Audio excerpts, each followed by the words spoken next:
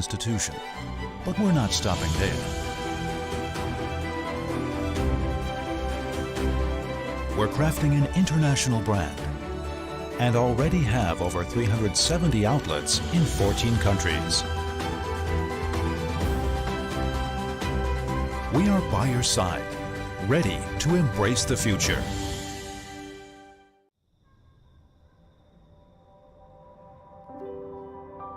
You just drag them down. You'll always be alone. You're a disappointment.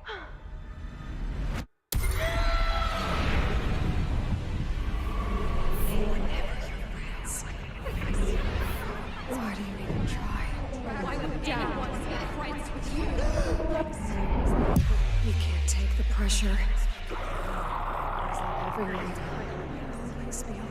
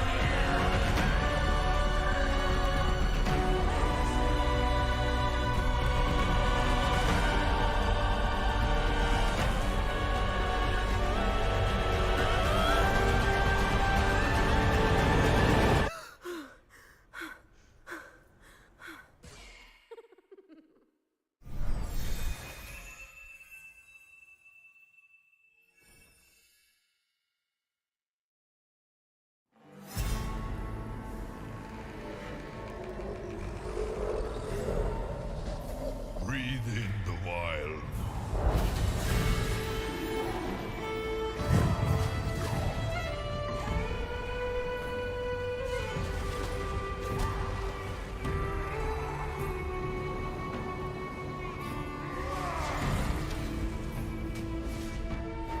With the strength of the bear.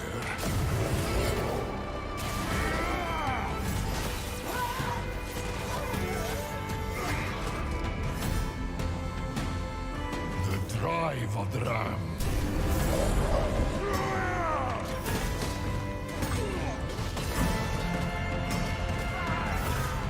The will of the boar.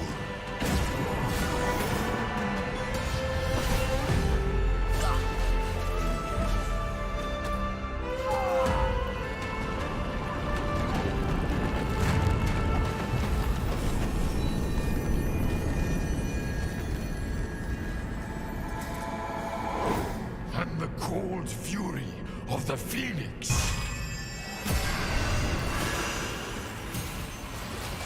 The storm rages through me.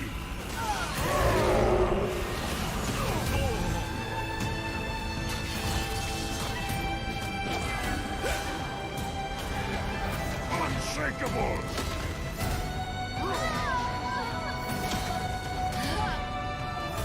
Breathe out the spirits and fight.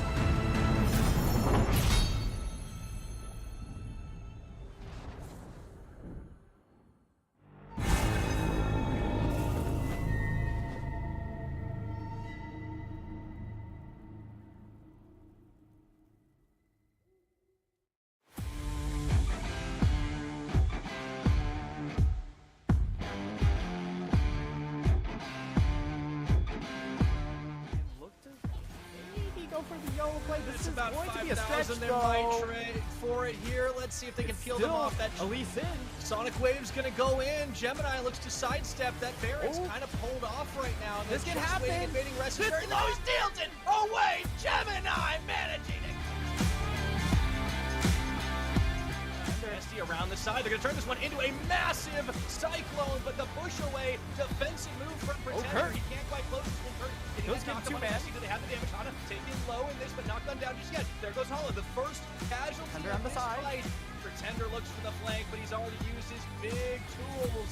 Leaky goes in, getting an R back. They find Kurt. Eats the damage, taken out by Nesty. The chase is on. Eminem, he cleanses through, but maybe a little too late as he gets hit by the orb on the back half. The double kill. Nesty on the chase, looking for more as he goes golden. Might have gone too far, but he flashes forward, getting a triple kill into the charm, and he will get out scot-free. Oh my god, the play coming in. Now a bit of spaces. Solar Flare comes on through, but the Vault Breaker in the steal. No, it goes to Beyond Gaming, but now for DCG to have to They're get out of funneled in. DCG's angle. He climbs on back. The ulti 100%. from Hana again. This fire not working out. R-bar. Winging it out, but Boy, here he goes. Once again, a great setup into the Gnar. That call the Forge God does knock up a few, but there's just no following through. Eminem trying to stay alive through it all as he finds Nesty on the opposite side, but Hana comes through to give him some relief, and Hollow is left out in the dark, left in the cold. Pretender now going to be isolated. Nesty nearly bites it, but it doesn't matter in the end. They still take him down. Do not lose a member. Quite a weird situation. Kongi does eat the charm. That could be all the difference they need as he goes in with the wild growth but gets popped down. Yumi once again stepping up. Skywing even getting the kill credit on this one and Unified. Just Sparksurge back away to safety. Rock in the middle with the dominance. Does he have enough damage to take Furry out of the fight? I don't even think he does. No, It's my he's trying fault. for the help. PSG just running.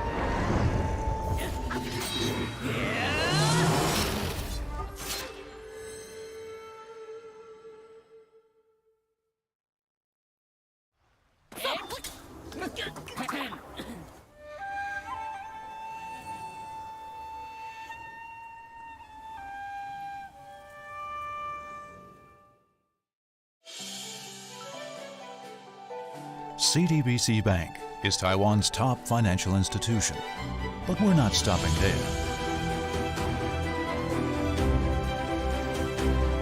We're crafting an international brand and already have over 370 outlets in 14 countries. We are by your side, ready to embrace the future.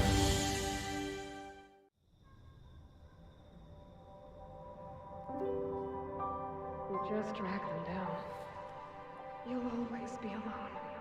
You're a disappointment.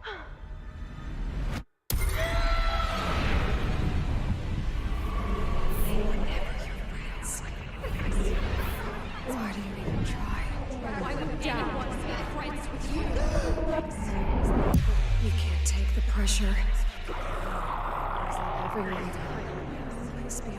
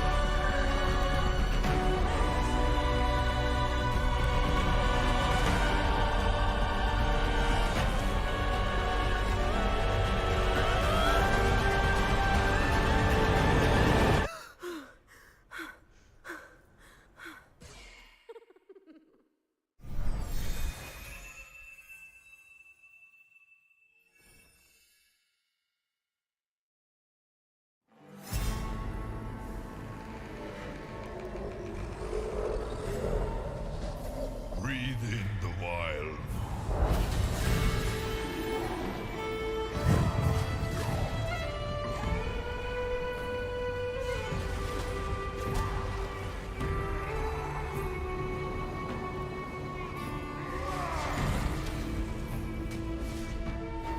With the strength of the bear.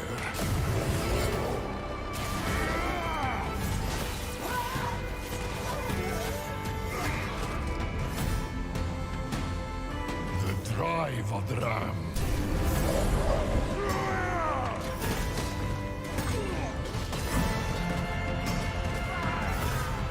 The will of the boar.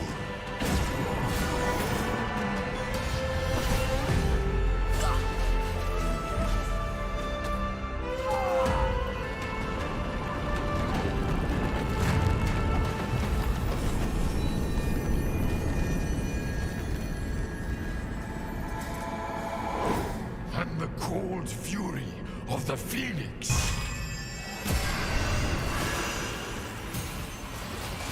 A storm rages through me.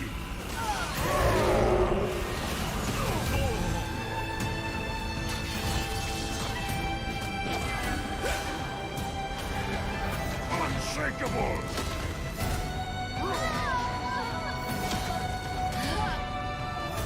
Breathe out the spirits and fight.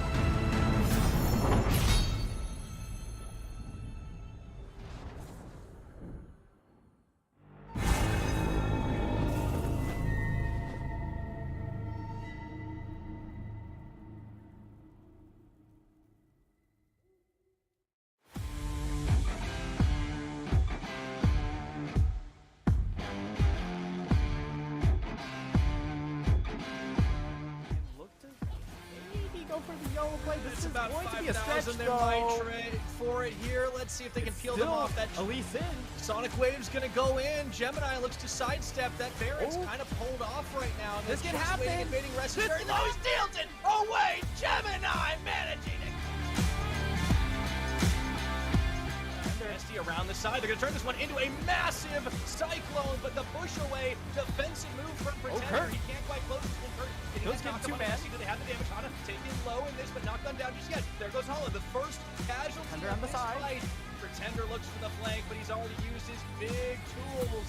Leaky goes in, getting an R back. They find Kurt. Eats the damage, taken out by Nesty. The chase is on. Eminem, he cleanses through, but maybe a little too late as he gets hit by the orb on the back half. The double kill. Nesty on the chase, looking for more as he goes golden. Might have gone too far, but he flashes forward, getting a triple kill into the charm, and he will get out scot-free. Oh my god, the play coming in. Now it's a bit of spaces. Solar Flare comes on through, but the Vault Breaker in the steal. No, it goes to Beyond Gaming. But now for DCG to have to They're get out funneled Christie's in. angle. He kites on back. The ulti 100%. from Hana again. This fire not working out.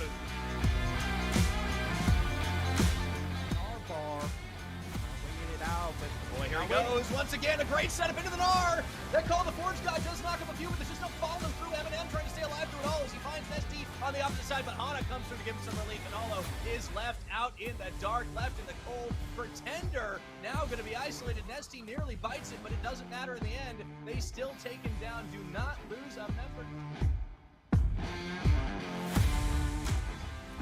Quite a weird situation. Kongi does eat the charm. That could be all the difference they need as he goes in with wild growth but gets popped down. Yumi once again stepping up. Nightwing even getting the kill credit on this one and Unified. Just Sparcher back away to safety. Rock in the middle with the dominance. Does he have enough damage to take Murray out of the fight? I don't even think he does. No, he's fighting for the help. PSG just running.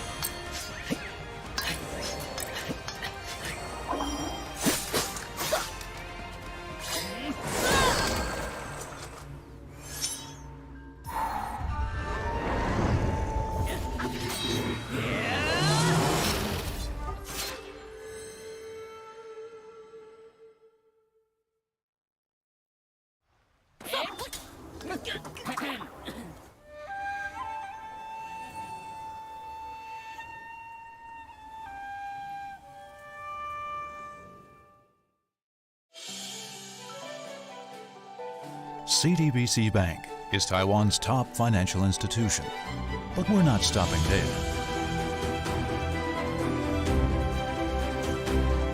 We're crafting an international brand and already have over 370 outlets in 14 countries. We are by your side, ready to embrace the future.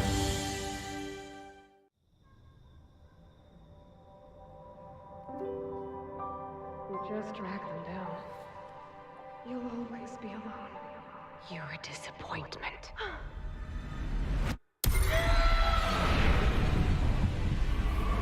They were never your friends. Why do you even try? Why would anyone be friends with you? You can't take the pressure. It's like everyone will always be alone.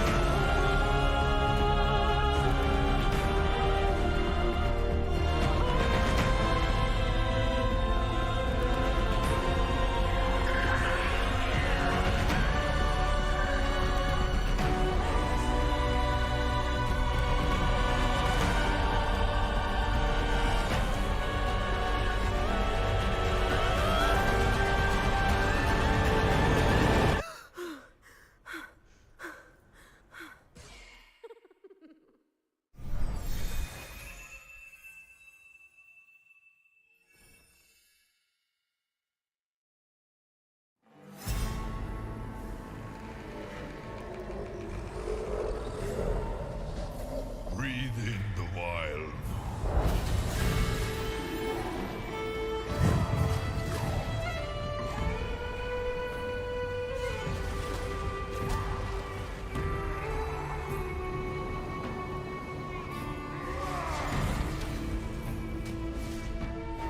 With the strength of the bear.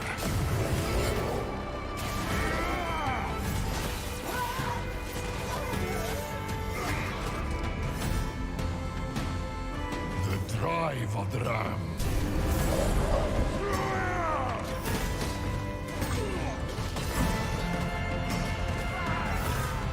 The will of the boar.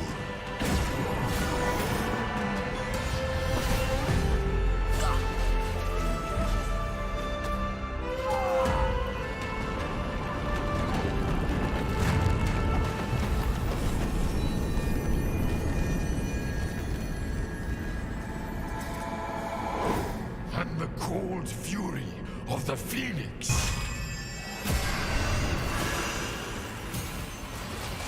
A storm rages through me.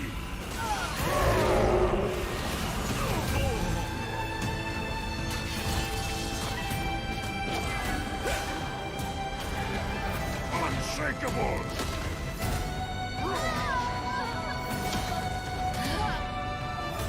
Breathe out. the spirits and fight.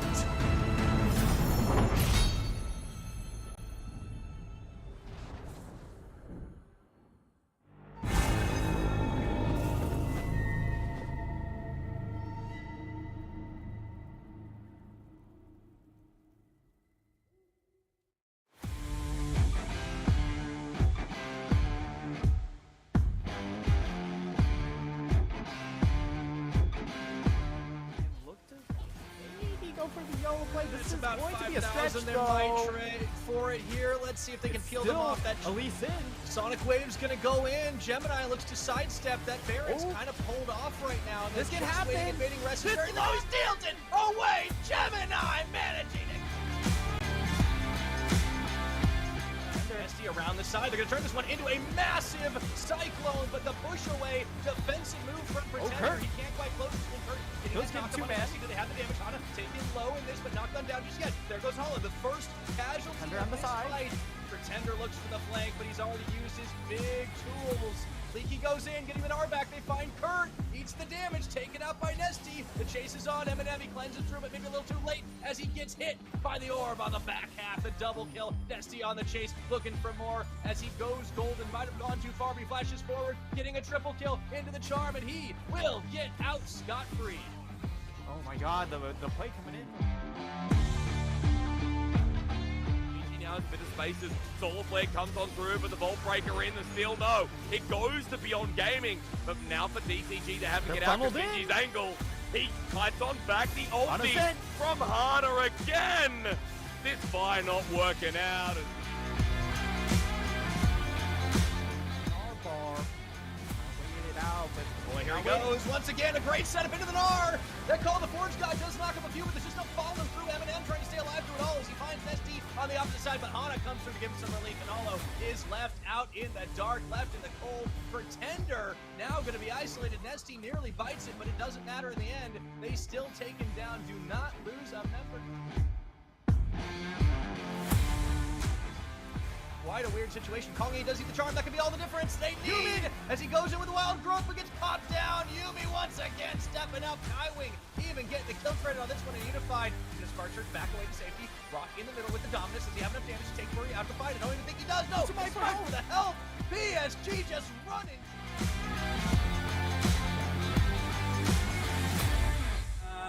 Where you been, girl? I say you looking hotter. You know I could always do you better. Switching positions whenever fed up. Let me show you. You look so good, let me see you work it. Proposition on the side, you deserve it. No competition, girl, you 5-star service. Think we can meet up after you finish working. You got the 5-star service. You got the 5-star service. You can be the samurai, you can be my master. Put me in your senses like I'm your eighth chakra. I can feel your vibes throwing around me like a rafter. Coming so strong, you love it when I go faster. I'm loving your interior, no I wouldn't change it. Body is superior, other ones are basic. Thought you was inferior, wrong, you're amazing. Hey, Shana, where you been, girl? I say you looking hotter. You know I could always do you better. Switching positions whenever fed up.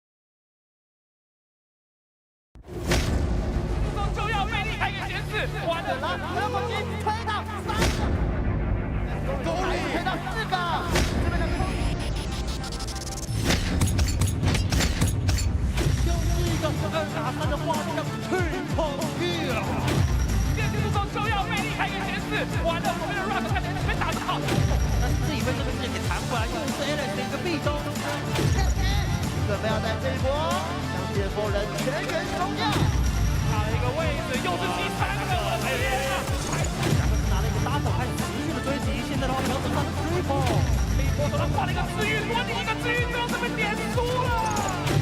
紅我哋嘅推，但係冇咁猛嘅收黃發作嘅推到佢跌低。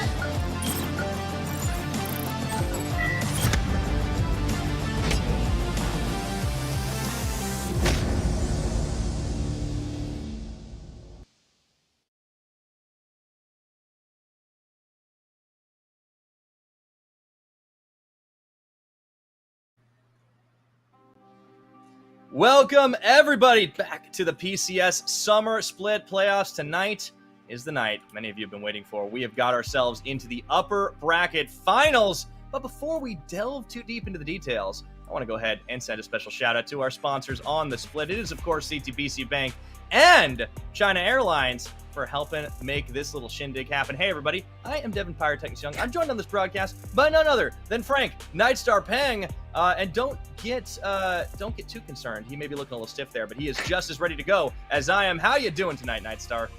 I'm really excited, and hopefully my internet also holds out because that's what we're right so far. But coming into tonight, we will finally, at long last, our first Worlds team coming over to NA. It's happy right in our backyard, Pyra. They're making the trek, absolutely. I can't wait to see which of our teams, of course, if you haven't been keeping up, we'll fill you in. Tonight is a battle of the banks between CTBC Flying Oyster and Mega Bank Beyond Gaming. Perhaps one of the biggest and most pleasant surprises of our playoffs thus far, the fact that these two teams seeded 4th and 6th are now one best-of-5 series away from making that qualification with a second chance for the person who loses. For the team that loses, they will be able to go through into the lower brackets. Let's take a look at our brackets, how things have gone so far, to explain how we got here, because honestly, some of those games in the upper were a big surprise, big eye-openers. I had J-Team going all the way, but I was very clearly wrong. Well, Beyond Gaming haven't just beaten them. They also beat Deep Cross. They're playing against CFO. They're looking to try and stomp through the entire J-Team multiverse, Nightstar. For BYG, this would be one of the most remarkable plays we've ever had because it is a 6th seed. However, odds are stacked against them, at least from our prediction standpoint. We've got 4 out of 5 of us going for CFO, and for good reason. It feels like CFO have been ramping up match after match, whereas Beyond Gaming, it does like the last 2 series were slight anomalies, but this is of course the real time. Yeah, this is the big one right now, and I think Hysteric's shown a little bit of faith for Beyond Gaming. I do respect it all the same. Also trying to make a play. We've been pretty close in the prediction score thus far, but for CFO, they've definitely ramped up over the course of the split, and it was when they finally settled on their bot lane. Shun is here to stay, is what they declared, and he has been absolutely killing it. One of the strongest bot lanes in the entire PCS, and he's always the one picking up all of the gold in the early game. This is a team that thrives in the laning phase, and he crushes it against just about everybody. Yeah, Shun during the regular split was absolutely unreal. However, in the playoffs, he has been much more tempered. I'm not sure it's just because CFO have tempered their lane aggression in general, or it's just because, well, when you're accounting for regular season stats, you're also including those games where you did have a bit of a pub stomp in a couple of those situations. And that has happened against a lot of teams, but not as much against the squad they're facing off against tonight. Mega Bank Beyond Gaming, of course, they also had been making a couple of roster changes, but far less impactful, I would think. Lee Kai has been the guy to stay for a time now, and this squad has definitely pulled off some upsets, definitely pulled off some surprises over the course of the regular split as well. I can't remember how many times we were saying we didn't like this draft, we didn't like this early game from this team, but they came back into it. They are the kings of the comeback, in my opinion, Nightstar. And these two teams don't have a whole lot of footage on each other when you think about it. They've never met in postseason. And as they go up against each other now, the all-time head-to-head in the Battle of the Banks is a mere 4 games, but 3 of them in favor of Beyond.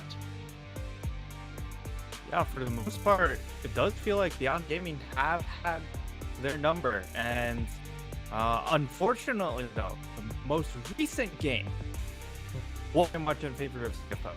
Perhaps that is the recipe for success. The highlight matchup will be in that top lane. Of course, Rest has had a couple more games than Lee Kai. And for the most part, I feel like Lee Kai, you know, you can see all around the damage numbers. It's not that hot because that's not really the role he functions in for this team. Where Rest, he is very much a big carry. He does have to take on a good chunk of the damage load. And that reflects in the fact that Shun is our lowest damage doing AD carry in our league. And it's in due part, the rest is doing a lot more than what any other top laner should.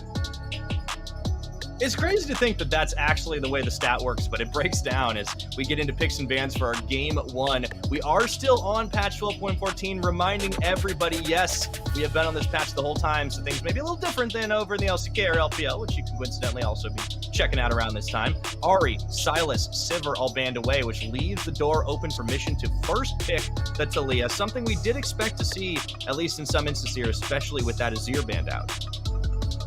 Azir being on Beyond Gaming is probably warranted given how dominant Mission has looked. However, not still one of those champs that he can get punished in, and Taliyah is definitely another one of the champs that can be punished during the lane phase. So look for Husha to try and attack Mission early, but they'll go ahead, lock in the Zeri pick here. Zeri Yuumi available. You know, really one of those enchanter players, but perhaps we do see that be a stable particular series. Yeah, it's actually pretty interesting that Kino has been like the quintessential hard engaged support to the point where he plays even more Leona games than Nautilus, speaking of, on the board now for Koala. Koala has been more flexible, but he's liked the Nautilus at times. And woo boy, Shun's at the gates with a Draven pick off the board. We saw this once already in the playoffs, and he crushed it. Draven locked in right from the get-go. Game number 1. We're in for it, dude.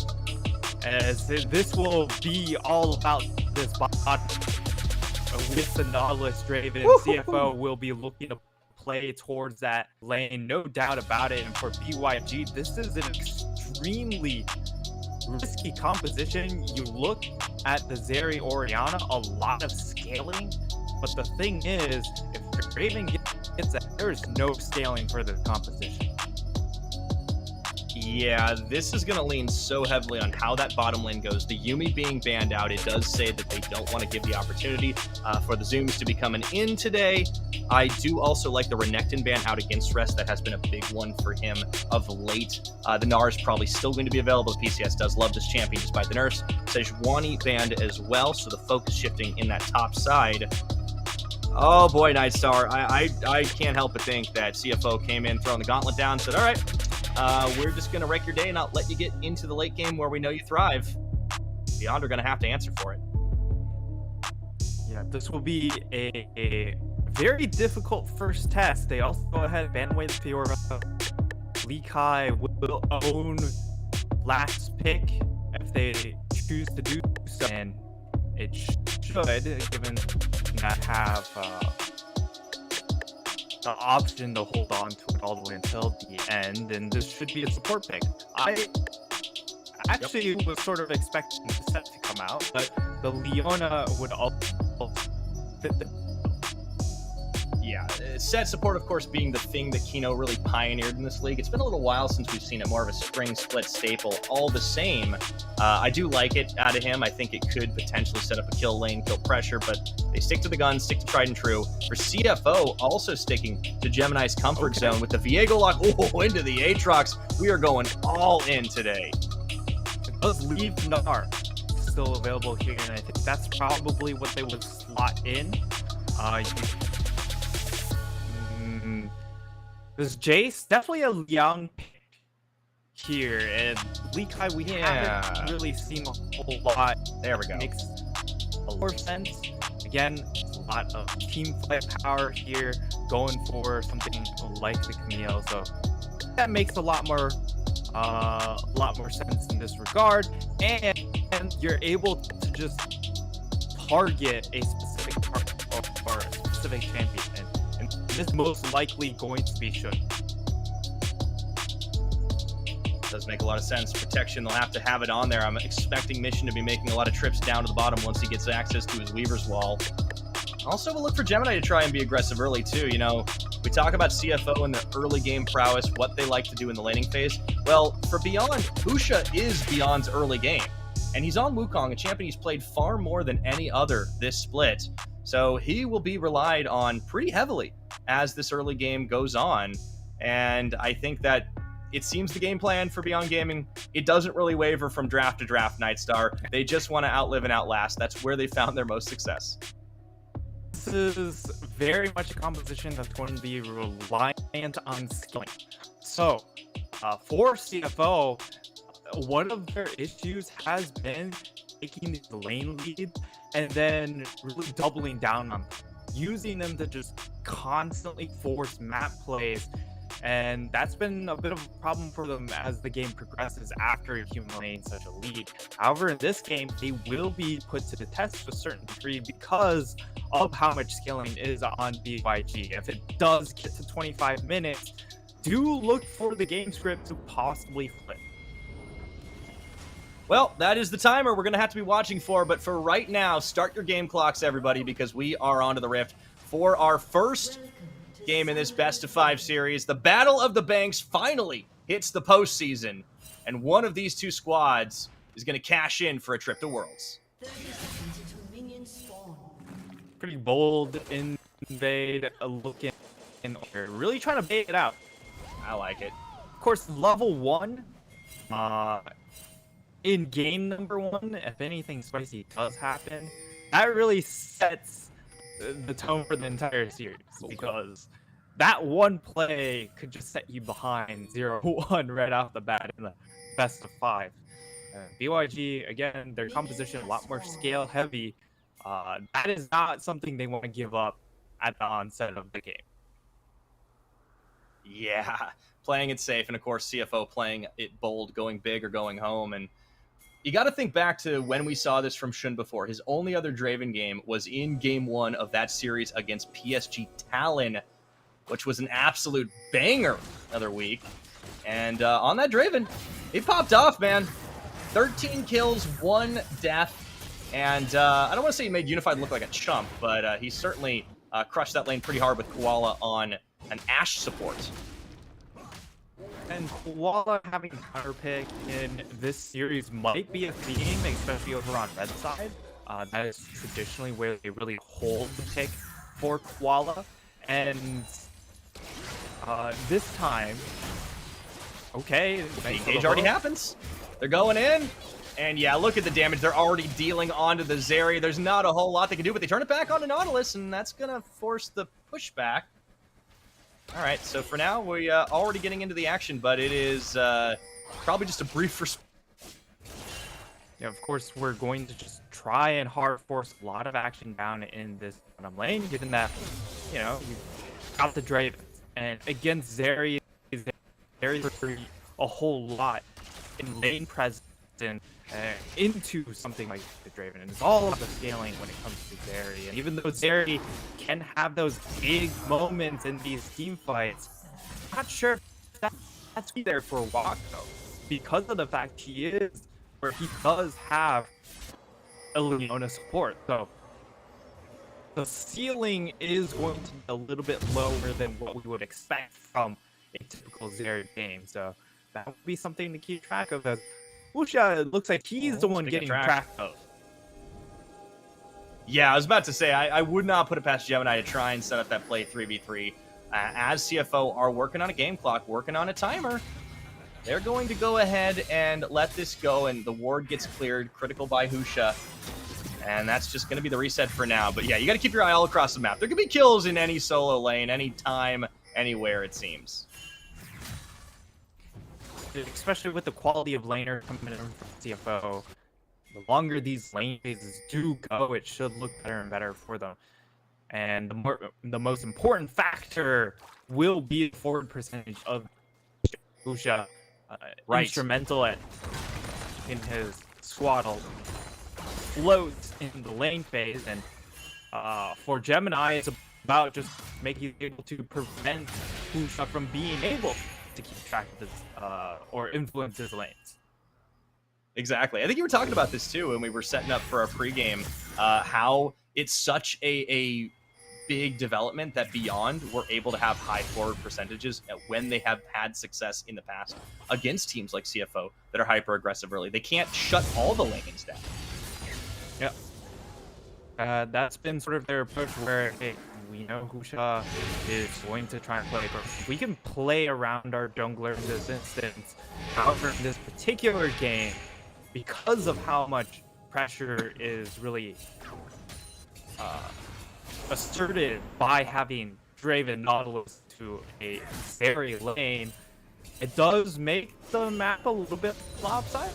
Now, Husha, if he wants to find an aggressive, it's going to be invades towards that top half of the map rather than that bottom, and if that happens, you do force the Zeri out on an island, as you know, will try and stop the back and will be successful in that regard. However, even if you compare the itemization, like Doran's Blade to a Vamp Scepter advantage for Wako, yes, you technically have the better buy, but when Draven presses Q, it kind of throws that to the wayside. Yeah, that's the thing. And then, of course, you know, Stand Aside as well throws the Zeri to the wayside. So you've got to be careful. You have to respect that in the bot lane. When you're playing Zeri, you want to play a little bit for the late game, which is why the Leona was a bit of an interesting choice, I think. But we do want to check in elsewhere. We did compare our top laners. We talked about the difference between these two. Well, so far, Rest definitely getting the better of Lee Kai, as was to be expected. But at least with him backing, getting healthy, the wave will crash into him, and he's able to pick it up. So Lee Kai doing what he can to, at the very least, lose this lane gracefully, not give the Aatrox an opener. I think that makes a lot of sense. Husha doesn't tend to spend a lot of time around the top side, and he's going to have his work cut out for him, at least in the bot, probably in the mid as well. But another reason you go for an Orianna on Minji, right? Especially with this roam coming up now for the Nautilus. Yeah, roam coming in, just a lot of focus from Koala into mid lane, making sure Mission is able to hold on or not get ganked. But yeah, should be now the attention turned to the drain. They even bring Rest on, so this is a great move for them, and looks like CFO off to a great start. So far, so good, and we will get the Dragon secured by CFO. Objectives have definitely been solid for them this side of the map. I mean, looking at the way that this team actually plays around the objectives, because they're such dominant laners, they are able to exert a lot of pressure on the map, and as a result, they're actually the best team in the league for securing that first Drake. They get it more than 2/3 of the time just across the entire league, and the only objective that they really get that they really lose out in terms of how Beyond does versus them is really the Herald. And I think that's just a testament to how much they actually bring down the side of Lee Kai into the mid lane, into other parts of the map, because Lee Kai doesn't really get a whole lot of help from his jungler. He has to end up coming to him. So as we keep watching this game, CFO building these short leads, they've still been held killless. That's the important thing. So Beyond, they just need to not give up unnecessary deaths, let the Draven cash in on the stacks, and they have that timer to work with. We are keeping our eyes on the game clock. It'll be a while before we get to that 25-minute mark and the scaling starts to kick in. But so far, Beyond have done a good job of not giving up too much ground.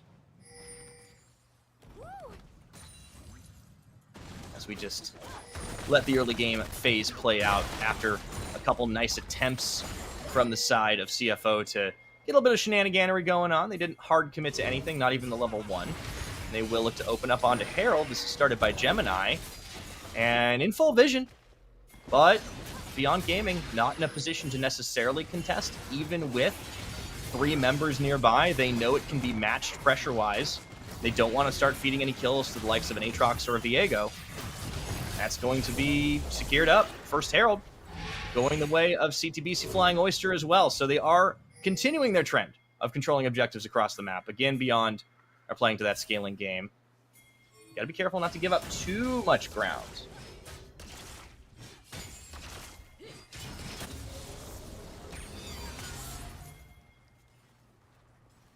I am a little bit aware that we are currently having a handful of technical issues on the end for Nightstar, possibly with me as well. So thank you all for bearing with us as we try to get everything up and running smoothly.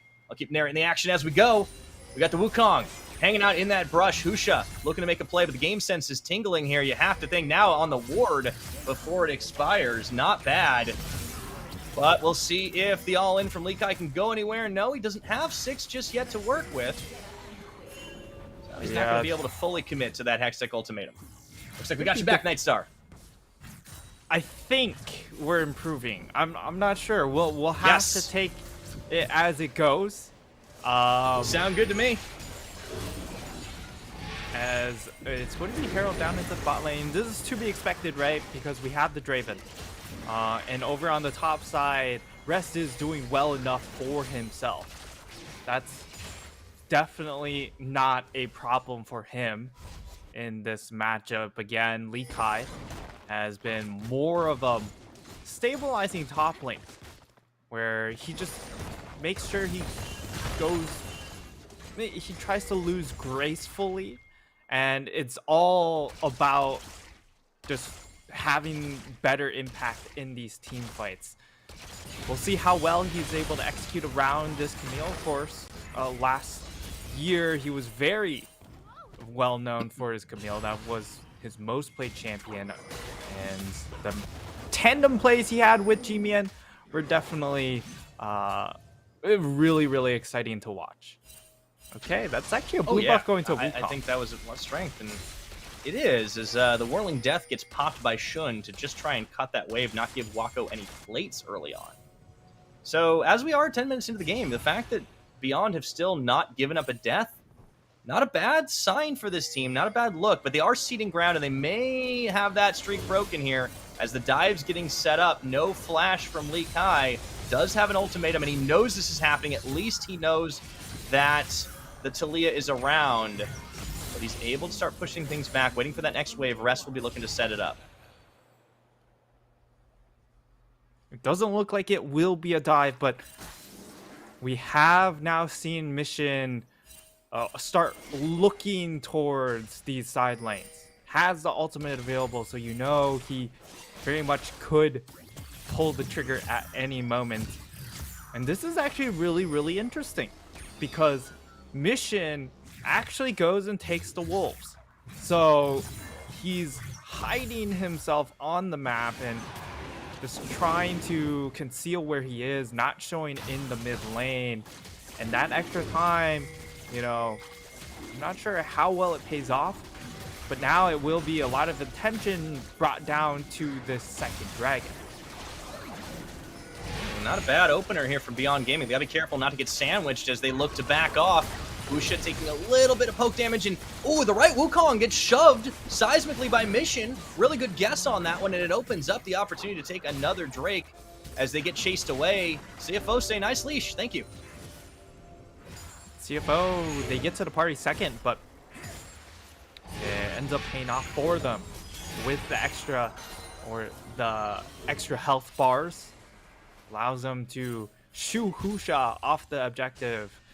And Beyond Gaming are one of those teams that they don't like contesting for that first dragon, and second dragon is really contingent on how they feel about their power spikes. Usually when they have a more mid-game centric composition, they will opt to take those fights, especially when you have Husha on this Wukong. However, in this particular composition, right, there's a big difference between Draven and Zeri, and also the Talia and Orianna, so it makes a lot of sense for them to just go ahead and concede that. And now we are going to have that first mythic being completed by Gemini and Mission, so a big power spike here for CFO. Yeah, although you have to keep in mind the first top buy also comes in for Lee Kai, so he's actually been able to do that just off the back, and Got a dragon to fight for here. Not going to go all in for it. Objectives still well controlled by CFO as they have the ability to just fight better than Beyond. Beyond know it. Back the way they've given up Herald and 2 dragons already, but not a single death. And the gold lead, it's only 2,000 Nightstar. Beyond have got to be feeling pretty good about themselves overall.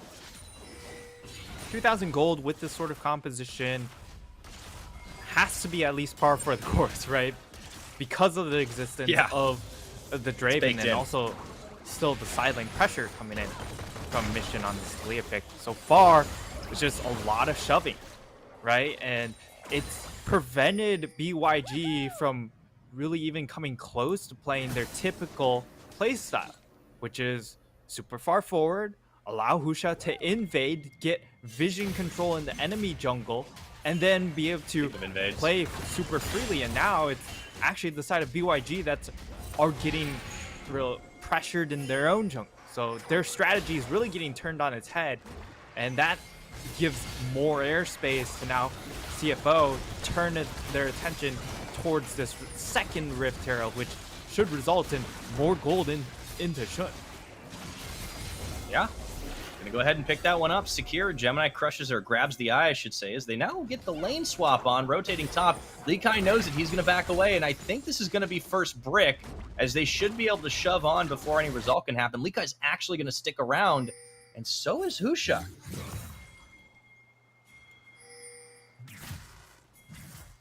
Could be a lot of top action about to happen here. Recall coming in from Orianna, doesn't have the teleport, so won't be able to join back up in his top side. It's a very possible 3v3, and if this is a 3v3, CFO, if they can just snag that first kill, it doesn't really matter what happens afterwards. Yeah, I think they know that they can get this first tower. Beyond don't want to give them anything extra on top of that, so they will extend the gold lead. It's at about 3,000 now. All that said, Beyond have played very, very smart at respecting the power spikes where this team can be. Lee Kai actually cutting off the Herald. Oh, I don't think he's going to get in time. There we go. He finds the glowing weak spot in the back, like any good video game player. Both of the side lane tier 1s do fall, though. So that is a big pickup coming in from CFO, and they extend their gold lead ever so slightly, now out to 3K. The big question will be this next dragon, right? Because it is coming up in a minute. And for BYG, they do have their first mythic on the board, but at even mythics, it is still going to be very difficult for them to contest. However, they're sort of put in a position where it feels like they do need to contest, and that is definitely the dangerous part, as it is going to be Ocean Soul on the map, and this does mean there's a lot more bushes to play around with. The vision denial will be even more important here, and it will get really scary as the game progresses if they lose this dragon, because it makes it very difficult for them to even wander out onto the map. Oh yeah, and I do think that the Ocean Soul, as the game gets a little bit later, CFO, it's not, you know, the big combat stats, but the regen is good if you want to try and keep yourself alive in these fights. It can definitely help out a lot if they end up in these extended engages, which could possibly happen. Death Brush, though, is warded off, pushed away. They get the teleport in from Rest, and now the Dragon's being started by Megabank Beyond Gaming here. We'll see if they can get this in time, or if it's going to be CFO going up to Soul Point. As the 5v5's in, Rest over the wall. They get the hook. They manage to land it onto Minji, and he gets bursted. That's first blood at 17.5 minutes, and they will be able to pick up 2. So not only does the Draven cash in, he does it again, and they take Kino out to boot. CFO opening up with the damage. And the Draven's on the board, Nightstar. What a big pick there, coming in from Koala. Lands the hook onto Minji of all targets. And a key component of that team fight from the side of BYG, being able to land the hook and follow up with the ultimate means Minji is unable to find the ultimate of his own to turn that fight around. That means double cash in for the Draven. He's got a massive purchase waiting for him home base. I cannot wait to see what this purchase will be. We get to see the replay. It's going to be Koala with the hook, lands straight onto Minji. Minji's positioning not exactly great. What a great setup. In that instance, but once he goes down, there's really nothing left for the side of BYG to stand on. No ground left because you don't have really a good frontline tank in this instance because Kino also got CC'd in that sequence of events as we get a full collector completed along with the BF sword. This is a very strong Draven. Oh boy. Yeah, that just made Beyond's life a little bit harder there. And yeah, I was going to say, Nysar, of course, they didn't have any ground to stand on because it was all worked. Mission definitely helped out a lot in the setup. I really want to give Koala credit, though. This is why the Nautilus is so heavily contested in this league. His Mission respects the Lee Kai all in, flashes back and away. Husha, Kino, they will walk away a little disappointed, and the pressure's on for this Beyond Gaming team now. As the Draven got a couple of kills, got accelerated. They need to buy more time. We said it was 25 minutes, but we're still 5 away from that, and I kind of feel like CFO are going to have a little bit more time to work with there. Oh, yeah. No doubt about it. As they have a massive gold lead, and you already look at the itemization coming in from Mission. We were so critical about Mission's itemization in the PSG series. It took him forever to actually build the stopwatch, and that just led to him getting picked off time and time again. This time around, he's gone for a second item, Banshee's Veil. This really just consolidates their lead because it's so difficult for the side of BYG to break that veil. It's going to take a lot of effort, whether it's the electro laser has to land or it's going to take the ball to come out from Minji to be able to pop that veil. So really, as long as you're positioning safely, then you're pretty much able to dodge out on any of the big CCs coming in from BYG, and that's all they have to try and force a pick. Yeah, that's the thing, is that they're not presenting a whole lot of weakness here and using the leverage they have from their strong early game and the way their composition works. This is one of the reasons we love to watch CFO, because they just understand the way that they like to play League of Legends, and it works out. More often than not here, in this Battle of the Banks, they definitely look to improve their overall head-to-head record, especially considering the winner of this series goes to Worlds. As a reminder, on Soul Point, 21 minutes on the game clock. We've got another Dragon coming up in about 1 minute and 45. That's going to be huge, and it's something that Beyond cannot afford to give up. An early Soul like that. But it will not be easy. They're going to need to be in great positioning. They're going to need to find a flank with Lee Kai. They're going to need to find a great Cyclone from Husha. And Minji's probably going to have to hit one of those 4,000 elo shockwaves. Yeah, this shockwave has to be absolutely massive, and there's still that Wombo potential, right? You layer the Cyclone straight into the shockwave, and you might be able to just straight up delete 2 or 3 members on the side of CFO. However, right, it's still, you know, that's the dream scenario, and there's a reason why it is called a dream scenario, not realistic, because it's truly going to be difficult for them to find that, as Shun is kind of out on his own. Whoa. Well, that looks like a dream scenario there, but he's still able to stay alive for now. Pops the stopwatch he just bought, which clutch timing there, finally gets shut down, but will Beyond live to tell the tale. They pull 2 back on the Talia, immediately deleting Husha and Tito off the map, and boom! Wako falls as well, despite the fact that they lost their bot laner in the start of it. Beyond are going to get cleaned up by CFO. Only Minji limps away. Woo! I hope that kill was worth it. It's really understandable why the side of BYG go for that play, but CFO are well prepared. They're just so far ahead. Even with the loss of their Draven, it doesn't matter. They have more than enough stats all across the board.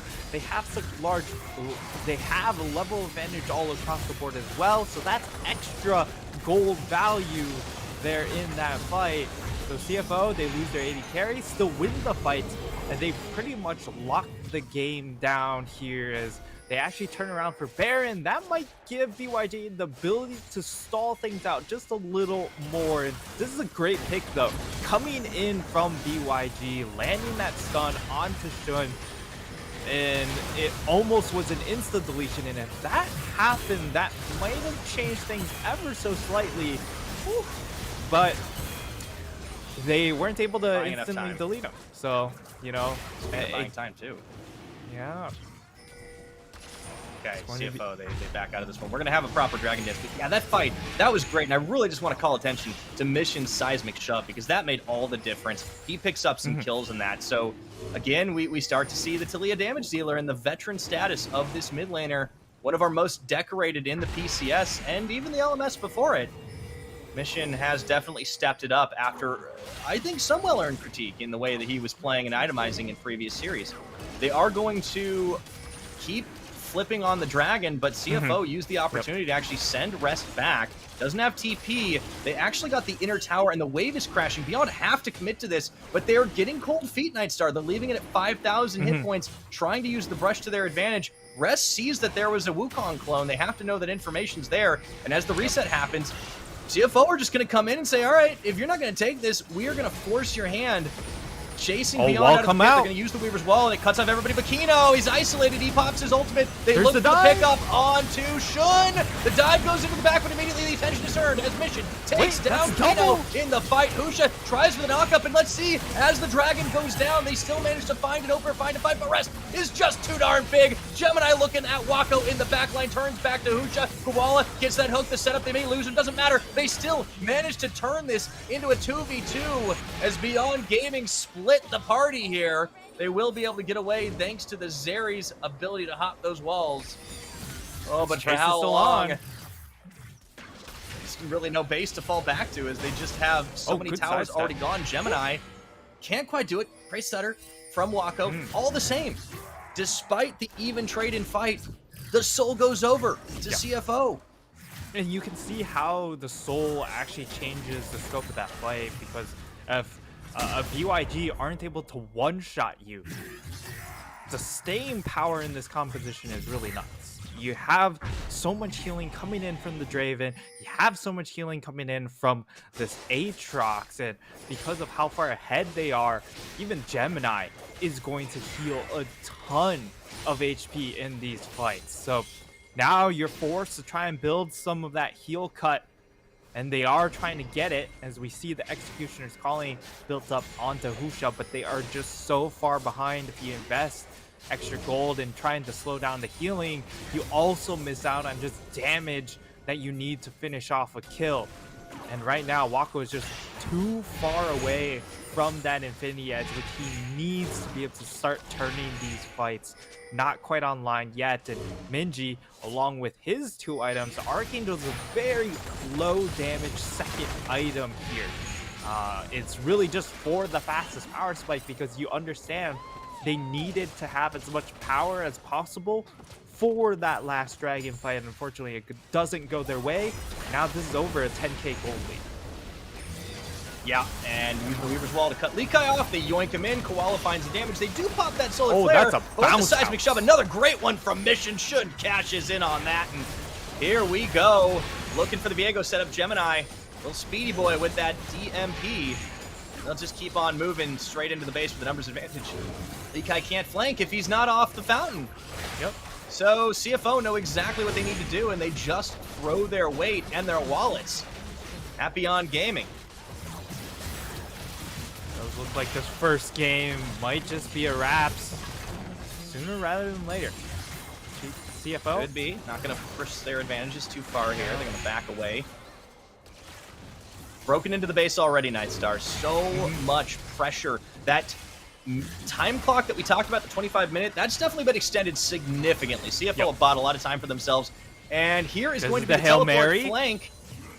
Beyond are going to try to bring this game back in their favor, and CFO don't know this is happening. They have to know the timing is available, though. As they look to chase them off, try to flank the flankers. It looks like Likai going in, finding the ultimatum onto Shun, and into the back goes Husha, looking for that knockup. Shun's out of there. However, they do already take the monkey out. Let's see if they can do more with this one. So much workaround to cut off the rest of Beyond Gaming. Kino's going to fall as Rest keeps Wako and Likai locked up. Wako a little isolated from the team. And they are going to try and keep them at bay, but it's a 1-for-2 trade nonetheless. Nightstar. CFO still with the numbers advantage. Right, but it was a really good engage coming in from Likai going straight onto Shun, and the follow-up was there. That was important as Wako is going to have his backstop, and now the chase just might be on here as Wako, he might just have to go ahead and execute. That's going to be a big loss for them, as he also loses his shield bow passive. That's gonna sting just a little bit, and CFO, and the Baron is 12 seconds away.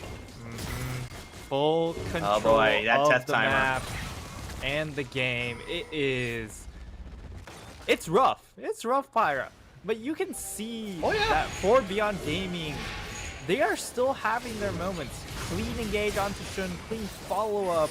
It's just they don't have the damage to be able to take advantage of that small pick. But here's another look at pick this. possible. Looking for it. Rest 3v1 while the rest of his team, actually we're watching the other caster team. We gotta go back to the game. What's going on? We gotta know. Rest is still living through this one, but the Baron is taken. He's staying alive, even finding Minji. They're dumping all the damage into him, and he must surely go down, but he nearly takes Minji with him. Look at those shields. Look at those heals. There's nothing they can do. He's an absolute juggernaut. He's a raid boss, and he finally dies. But look at the base for Aatrox. Base for Aatrox, the classic exchange. I don't see it a whole lot, but here we go. BYG do manage to secure the kill onto Rest eventually, and now they do have a numbers advantage. It's just that they've used so many of their tools to finish off that kill. They only have one ultimate available. They need to stall for time, and thankfully, because of the numbers advantage, it will slow CFO down. Oh boy. But it's Elder. It's Elder and 30 Nightstar. It feels like even when Beyond win the battle, they're losing the war slowly but surely. I mean, it took almost all their team to take down Rest. And Rest is building a GA. Yep. And it also shows you that even though they do have a little bit of heal cut, the heal cut, remember, has been nerfed. Also in part because healing in general has been nerfed. Oh boy. But with the power of Ocean and Gore Drinker and Spirit Visage, that's a lot of sustain. And this is just going to be by their powers combined. CFO just stalling things out because it's a bait. It's a bait. They're going for the two-man backdoor. They're going for it right now. Lee Kai's the only one that can hold for the time being. They're just going to split focus, and they know that they can the wall has gone down as well. Back onto the base. It's the double bait. It was the double bait. Wall taken down, comes down to this flip, but even then they might just lose too much in their base. Okay, the Dragon Minji does start to get engaged, reset. he's They're actually looking picked for picks. Almost a little bit too many things. Minji is going to get taken down by Shun. Meanwhile, Kino is surely going to fall as well. Buys a handful of seconds for himself on this stun, but that Aatrox in the World Ender. It is the end of Beyond Gaming's world in game number 1. They're still going to keep their focus split as they pick up Elder, but it's just an all-you-can-eat buffet here, Nightstar. And guess what? CTBC Bank is paying for the bills, as it looks like CFO are going to close this one out. The last Nexus turret is going to fall down. The last-ditch effort from Beyond Gaming. They find Shun, but they can't take him down. Finally, Lee Kai gets the tack sweep to end it all, but they lose their base in exchange, and the rest of Beyond Gaming are going to fall. 32 minutes on the clock, and what an opening volley in this Battle of the Bank. CFO come out swinging in game number 1. Coming out with the Draven pick, playing around the Draven pick, but also playing around Gemini.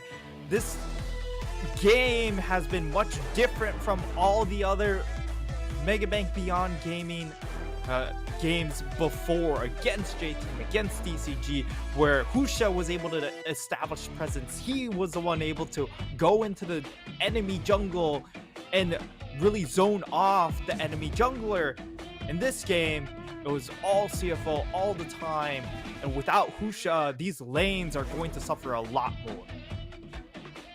Yeah, he's so relied upon by this Beyond Gaming squad to get them through the early game that when he is confined to his own jungle, you can see the differences night and day. And this is what happens when CFO push in just about all 3 lanes and use mission to get the roams. Yes, they were held from getting first blood, as we have Nightstar on cam back. Yeah, like this was a 17.5 minute first blood Nightstar, but you wouldn't know it looking at the game end because CFO it didn't matter if they got the kills. They got every objective in this game, did not give up a single neutral the entire time.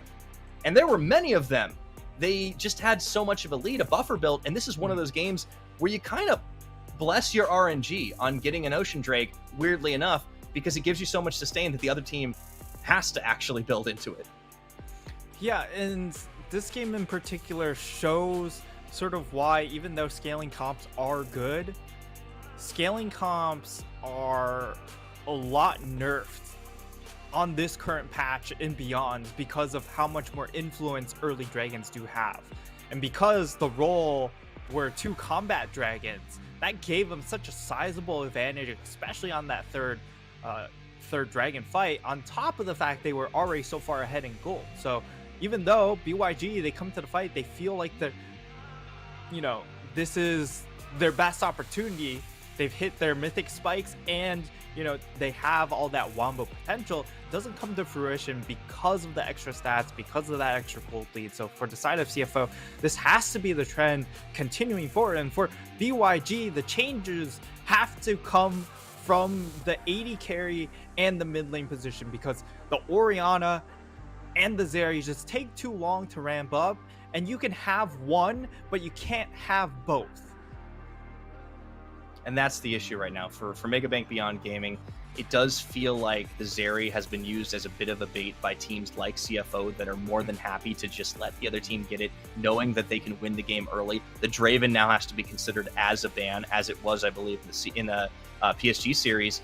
And at the same time, this might start to expose a bit of the mid lane champion pool issues that we know Minji to have. He's much more at home on these assassin champions. We've seen him on Akali, on LeBlanc. He can still get it going, and he can definitely start to set up a snowball up against Mission, but you have to build a comp that does that. If you build scaling every which way in the map, except out of the jungle, it's not surprising that you get stomped into the ground by the wallet of CFO. Let's take a look at this fight around the ocean, because it was just a brilliant setup from Koala, the max range hook, and they just lined him up to knock him down. I believe this was first blood.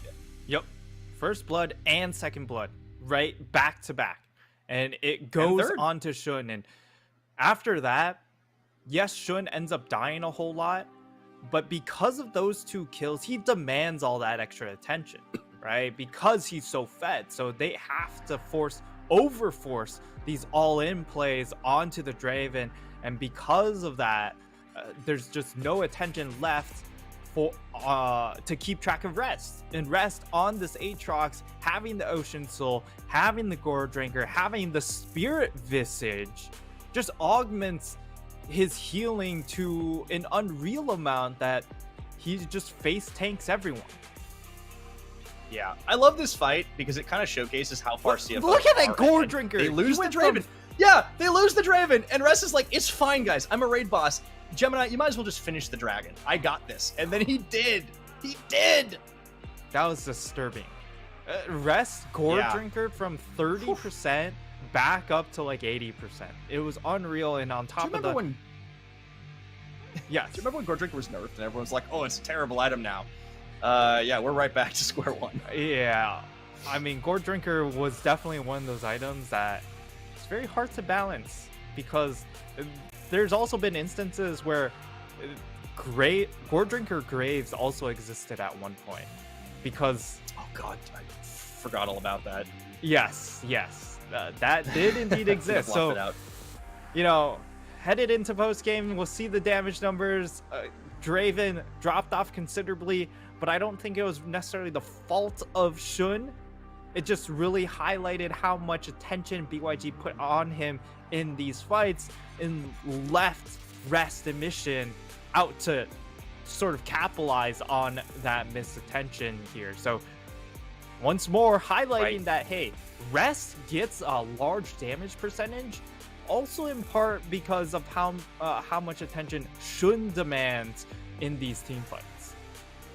Shun has so much gravity because people see the way he lanes and the champions he plays like Draven, because he can become a monster. And his damage numbers weren't as impressive because of games like this. This is a textbook example of one team missing the forest for the trees.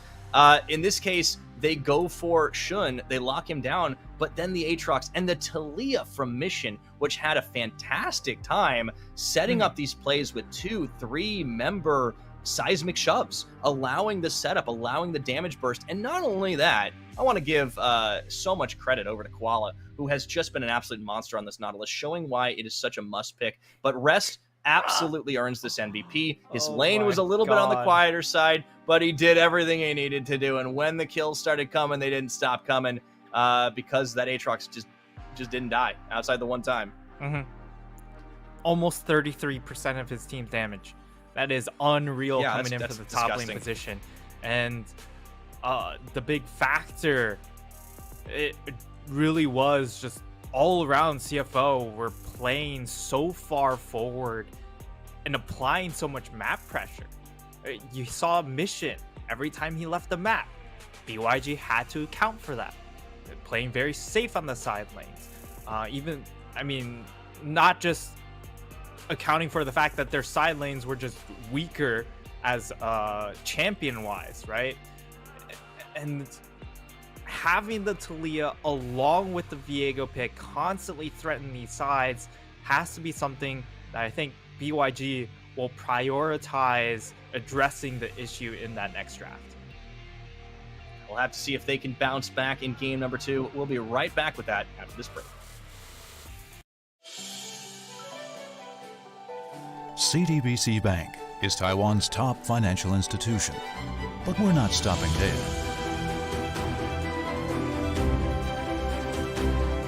We're crafting an international brand and already have over 370 outlets in 14 countries. We are by your side, ready to embrace the future.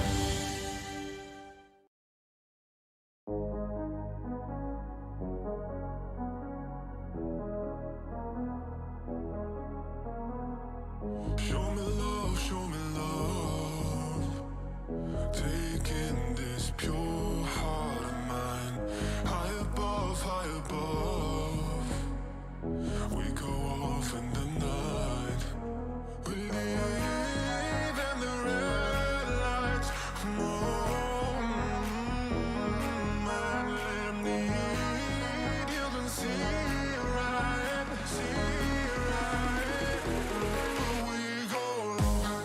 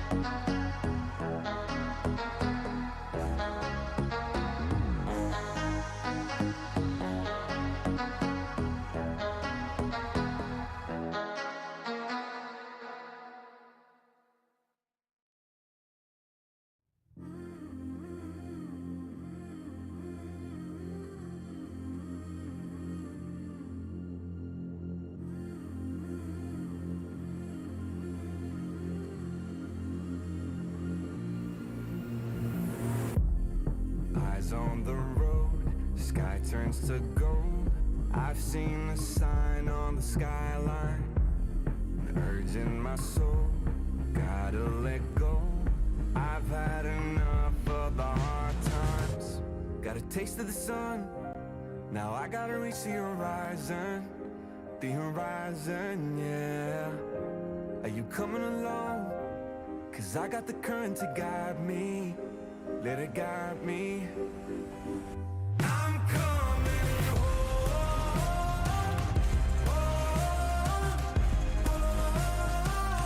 I'm coming home.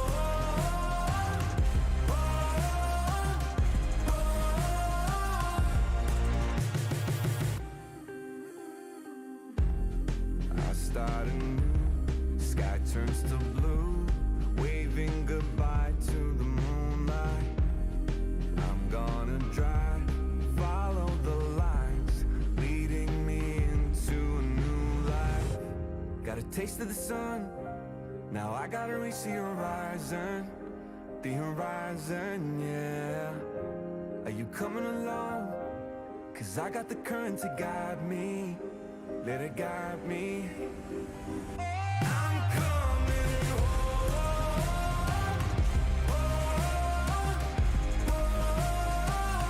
I'm coming home. I'm coming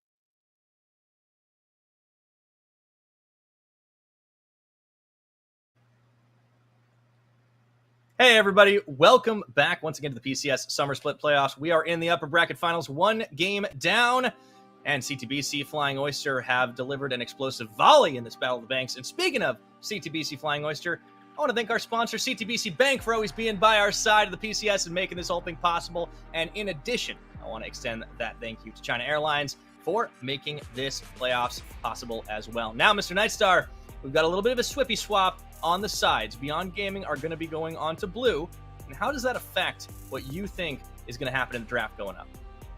So there are two problematic picks that did happen in the previous game that might be first pick.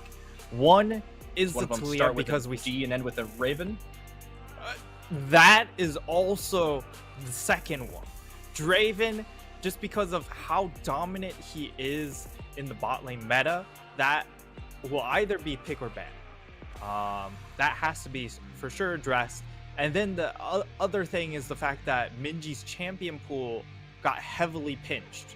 We saw the Sylas ban, we saw the Ahri ban, and then we saw the first pick Talia. That's pretty much his three best champions immediately taken off the table.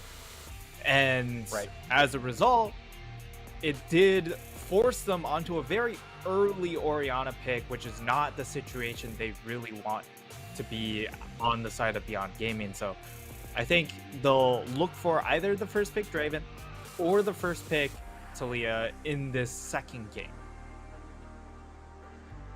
I think that makes a lot of sense if they take the Draven away themselves. There does seem to be so many bot lane champions that can be massive threats for the side of Beyond to deal with because of how good Shun is in that lane phase. And clearly targeting him out, trying to get him picked off didn't necessarily work because they couldn't burst.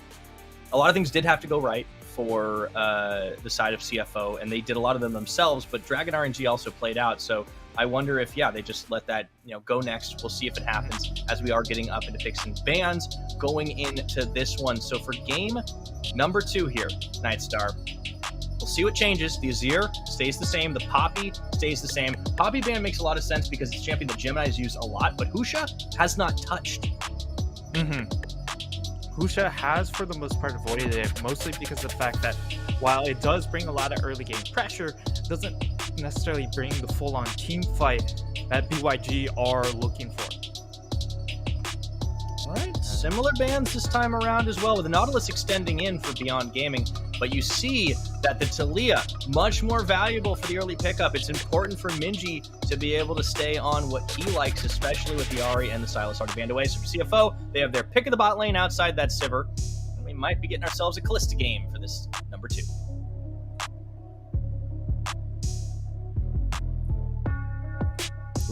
Ooh.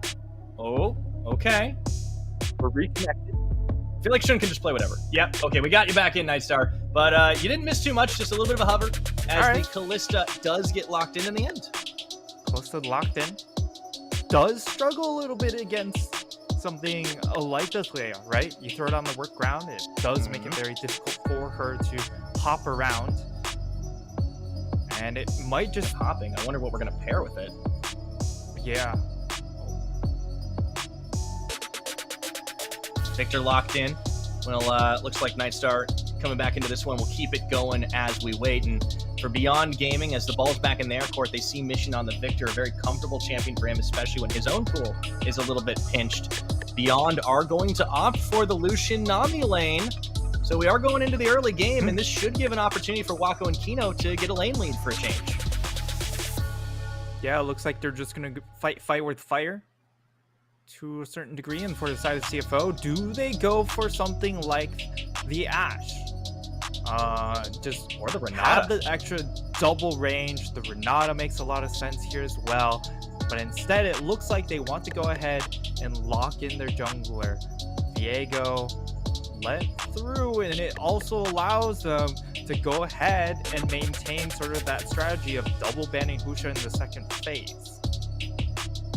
Yeah, so while they can keep Husha down, who is the early game strategy, Beyond at the very least this time have got champions that function a lot better in that early game. The 2v2 should start to favor them. There's the Wukong ban, as predicted, as expected. It's a champion that Husha's played far more than any other. The Viego's also a takeaway. This puts him on something like Lee Sin or Xin Zhao. Lee Sin, Xin, Trundle, I think is really good Vi here. Maybe. The Vi. I like the Vi into a Victor. Yes, the Vi definitely applies a lot of pressure onto Mission during the early phase. And right now, I'm kind of looking at the Trundle pick. BYG, they haven't really played a ton of Trundle, but Trundle is just so good into that composition from the side of CFO, right? Because the Callista is really going to hate those pillars coming down, and in addition, Victor is not going to like that either. So that setup is pretty strong, along with the work round. Like, if you put worked round and then you throw down the pillar, it does give you a knock or a displacement to then set off the traps, so you will get instant lockdown. Gives an opportunity for Beyond to make the outplays, the 5v5s. That's what they're known for after all. But the Renata does get locked in by Kowal, and I can't help but thinking this was probably the game plan. Even though the Amumu was banned away, which gives a lot of power for Beyond, you're playing up against a Lucian Nami lane. It does make sense to have some counter dive if you can. We'll see how well Koala can pilot this champion, as he has on multiple occasions, and one of our better Renatas in the league, as Beyond playing around with a couple of their picks and hovers. See what Husha ends up taking. I can't see the Talon coming through. It would be something. The Sejuani comes out. It is a flex pick, as we have seen before, but Lee Kai more than capable of playing this champion. I kind of feel like if you do, you're sort of signaling to rest that he can just have his way with you up topside. But that does feel like how it went in game one, so wouldn't be surprised. No point in flexing at this point, right? I mean, yeah, you're going to show your hand right here. There we go! That's a strong hand! Oh man, double deuces! We got the Fiora blind. Lekai says, come at me, Rest. What do you got? So now I think we're setting up for a duel up top. Let's see what we go for, unless Rest flips it around and goes for a team fight pick. No way. That would be such... He's not played Ornn all split. No oh my way. Goodness! What is going on? The craziest thing that Rest could do is play a team fighting tank, but he did it. Okay. There's all right, we're getting a Ram Jam for game 2. There's a lot to digest in this second draft because the drafts, they kind of make sense. But the mystifying part is really how it came about to be, right? Because this is a last pick or into the Fiora. And one of the things that we do criticize Rest on is the fact that he doesn't play the Fiora pick. So because of that, BYG actually just outright said, we're locking this pick in and you can't do anything to stop it. And Rest responds with, yeah, I can't, with a champion. And it's just going to come down to, can he just out-lane Lekai with just a suboptimal 1v1 champion?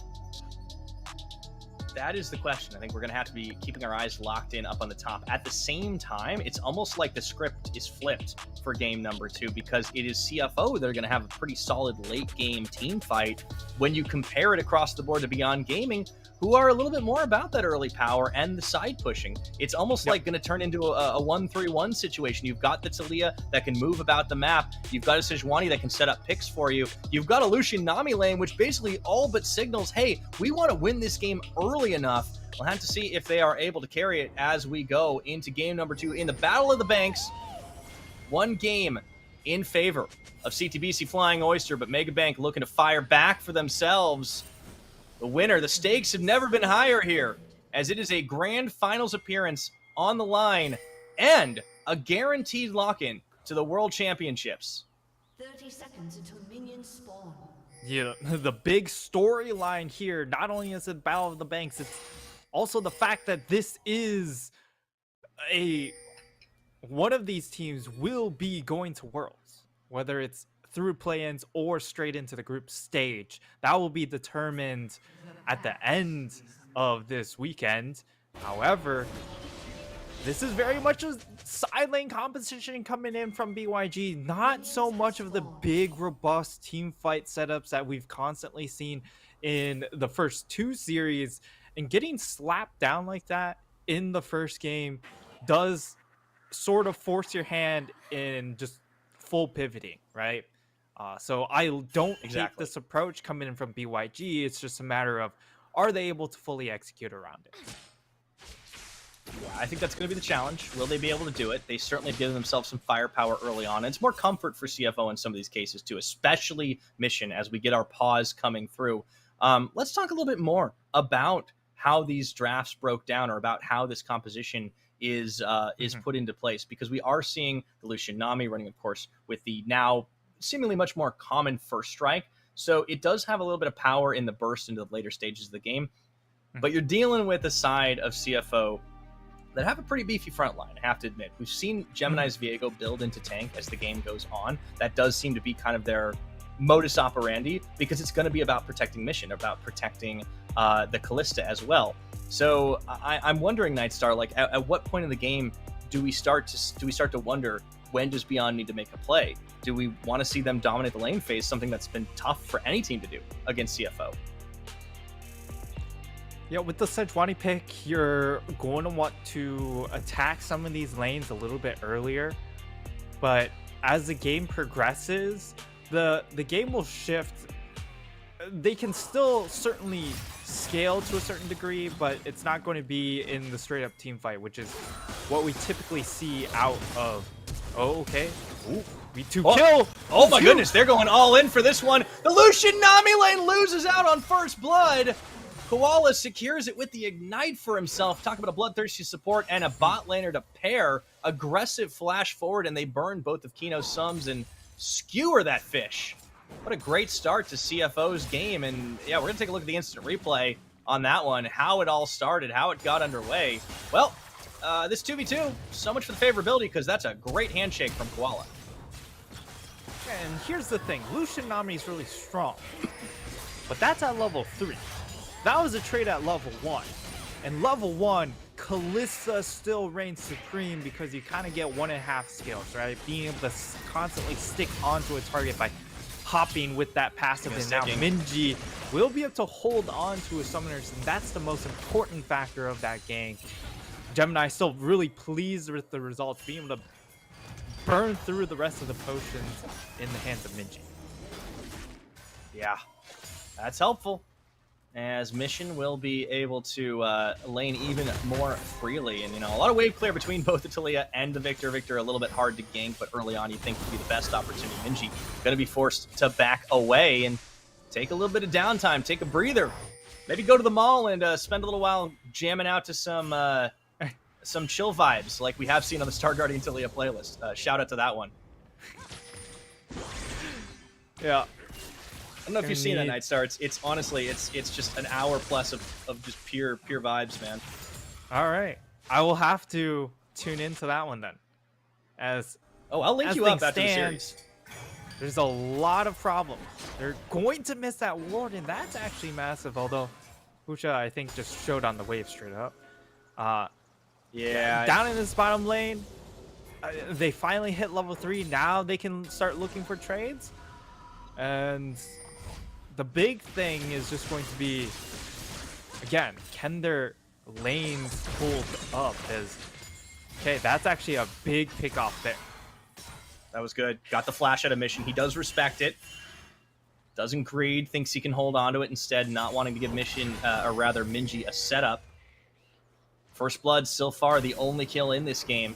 A lot earlier than last time around. It took 17.5 in game 1, but CFO were able to get it in 3 with that 2v2 down bottom. Even earlier than that, if I recall correctly.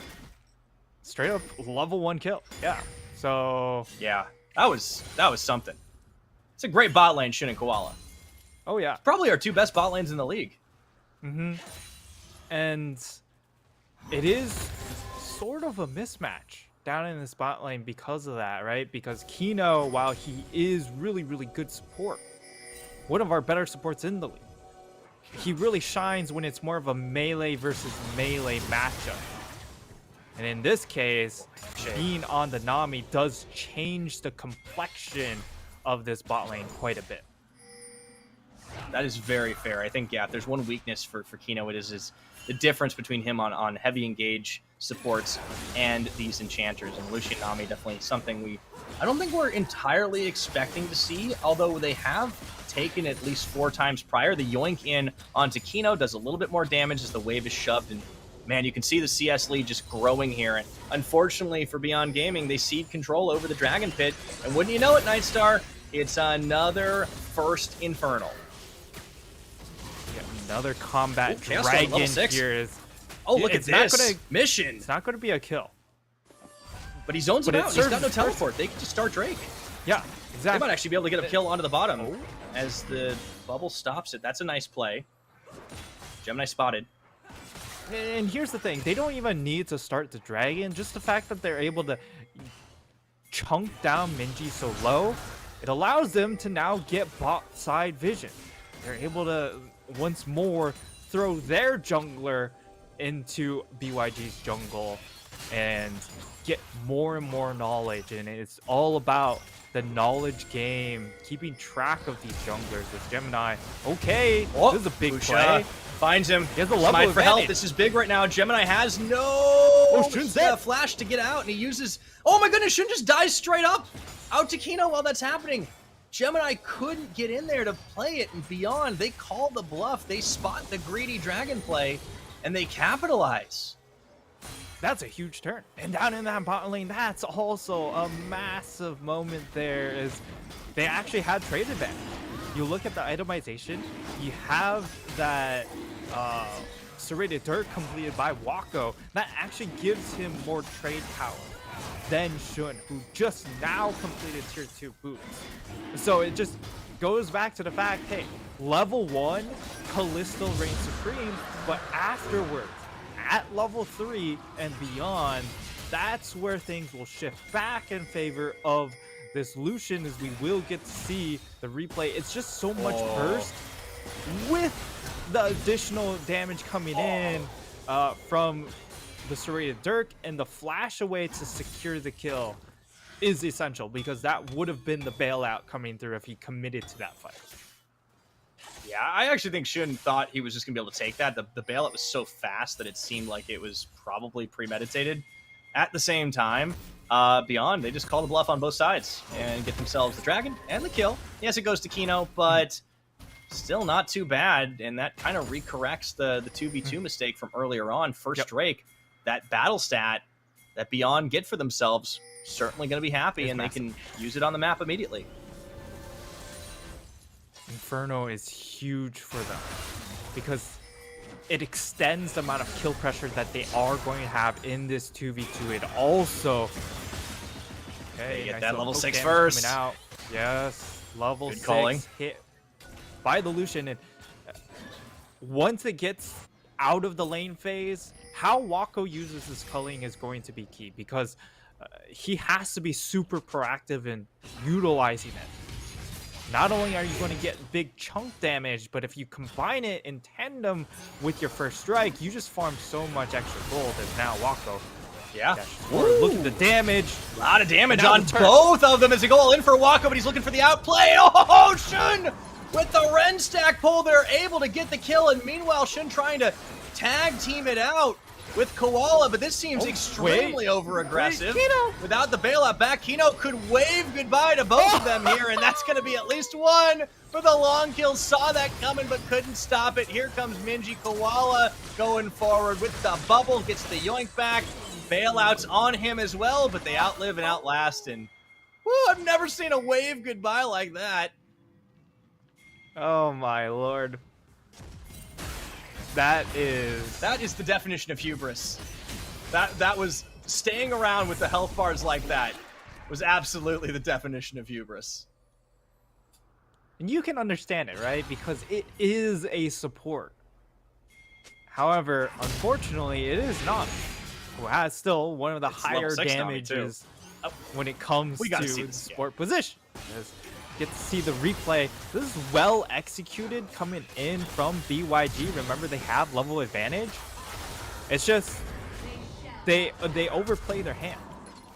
And Kino flashes into the minion wave to dodge, and also puts himself in a position where he's still able to output damage onto CFO. I love that positioning, and then the wave. Yeah, it's kind of a nothing you wave. Can do about that. Yeah. But they didn't have to recommit to it, right? They could have escaped upriver, and I think that is the big difference. And Beyond gonna win out as a result of it. They are still down in the gold game, but by like the slimmest of margins here. It's 100, 200 gold as they get the blue buff takeaway. You can start to see Busha keeping Gemini a little bit down, at least in some of these fights. Still, the 2v2 is kind of a toss-up with the level disadvantage even so because of the play here. And Gemini has arrived. If he can do so blindly, the lane gank could be deadly. We have a 3-1 Nami support, Pyra. This is... It's a bloodthirsty support. Doa would be proud. This is as big of a carry as you could get. Oh. Okay. You got chicken top. We haven't talked about this all game right now, as it's been all about the bot side. Rest, by the way, has not really been losing all that hard to Lee Kai. And look at this. He's just straight up going for the 1v1 play. Bellows breath on to just shred the health bar. And you ask that question. Is this going to be Rest outplaying Lee Kai in an unfavorable matchup? I think we're starting to get an answer. So far, it's yes. However, it's still, we're still playing the scaling game, and as the game does progress, there's only so much you can do as the Ornn against the Fiora. The Fiora's just going to have too much damage after a certain degree. But coming back to the solo lanes in general, because this was, after getting really blasted in game number 1, need to see our lanes on the side of BYG improve. And so far, it's not great in this mid lane, but Minji's still holding out on his own, right? You're still keeping up in the farm department. It's just the fact that mission on this, on the Victor, is just that much better, right? because 12 minutes in, he's above the farm pace, whereas Minji's only at the farm pace. And Minji has not really made a whole lot of plays outside of lane, too. So he has been in the game, farming up, trying to keep pace with Mission. But you do start to see the difference between these two carries, and now it's starting to be the difference in items. Mission goes ahead and completes his Ludens first. It's not the first Mythic in this game, though, because the 3-in-1 Nami gets the Imperial Mandate at That's like 11 huge. minutes on the game clock. That is pretty massive, and you have to respect that if you're CFO. But they are going to try and get into the Dragon to start off this Hex Tech. Also, a pretty big amount of battle stats to try and pick up for themselves. Bushikino not going to let him get away for free, though. Well, maybe they will. That's a lot of damage. You can't contest that. Yeah, All right. they actually just go ahead, give it away. The amount of zone tools on the side of CFO, able to keep them at arm's length. And this is also them bringing... Oh, okay, this is an engage. This is pretty... All right, another wave. They find Koala here. It's a lot of damage. Here comes Minji, but they might be able to take out at least one with the pullback from Koala. Gemini baits the rest of the team away, and that will be all for naught.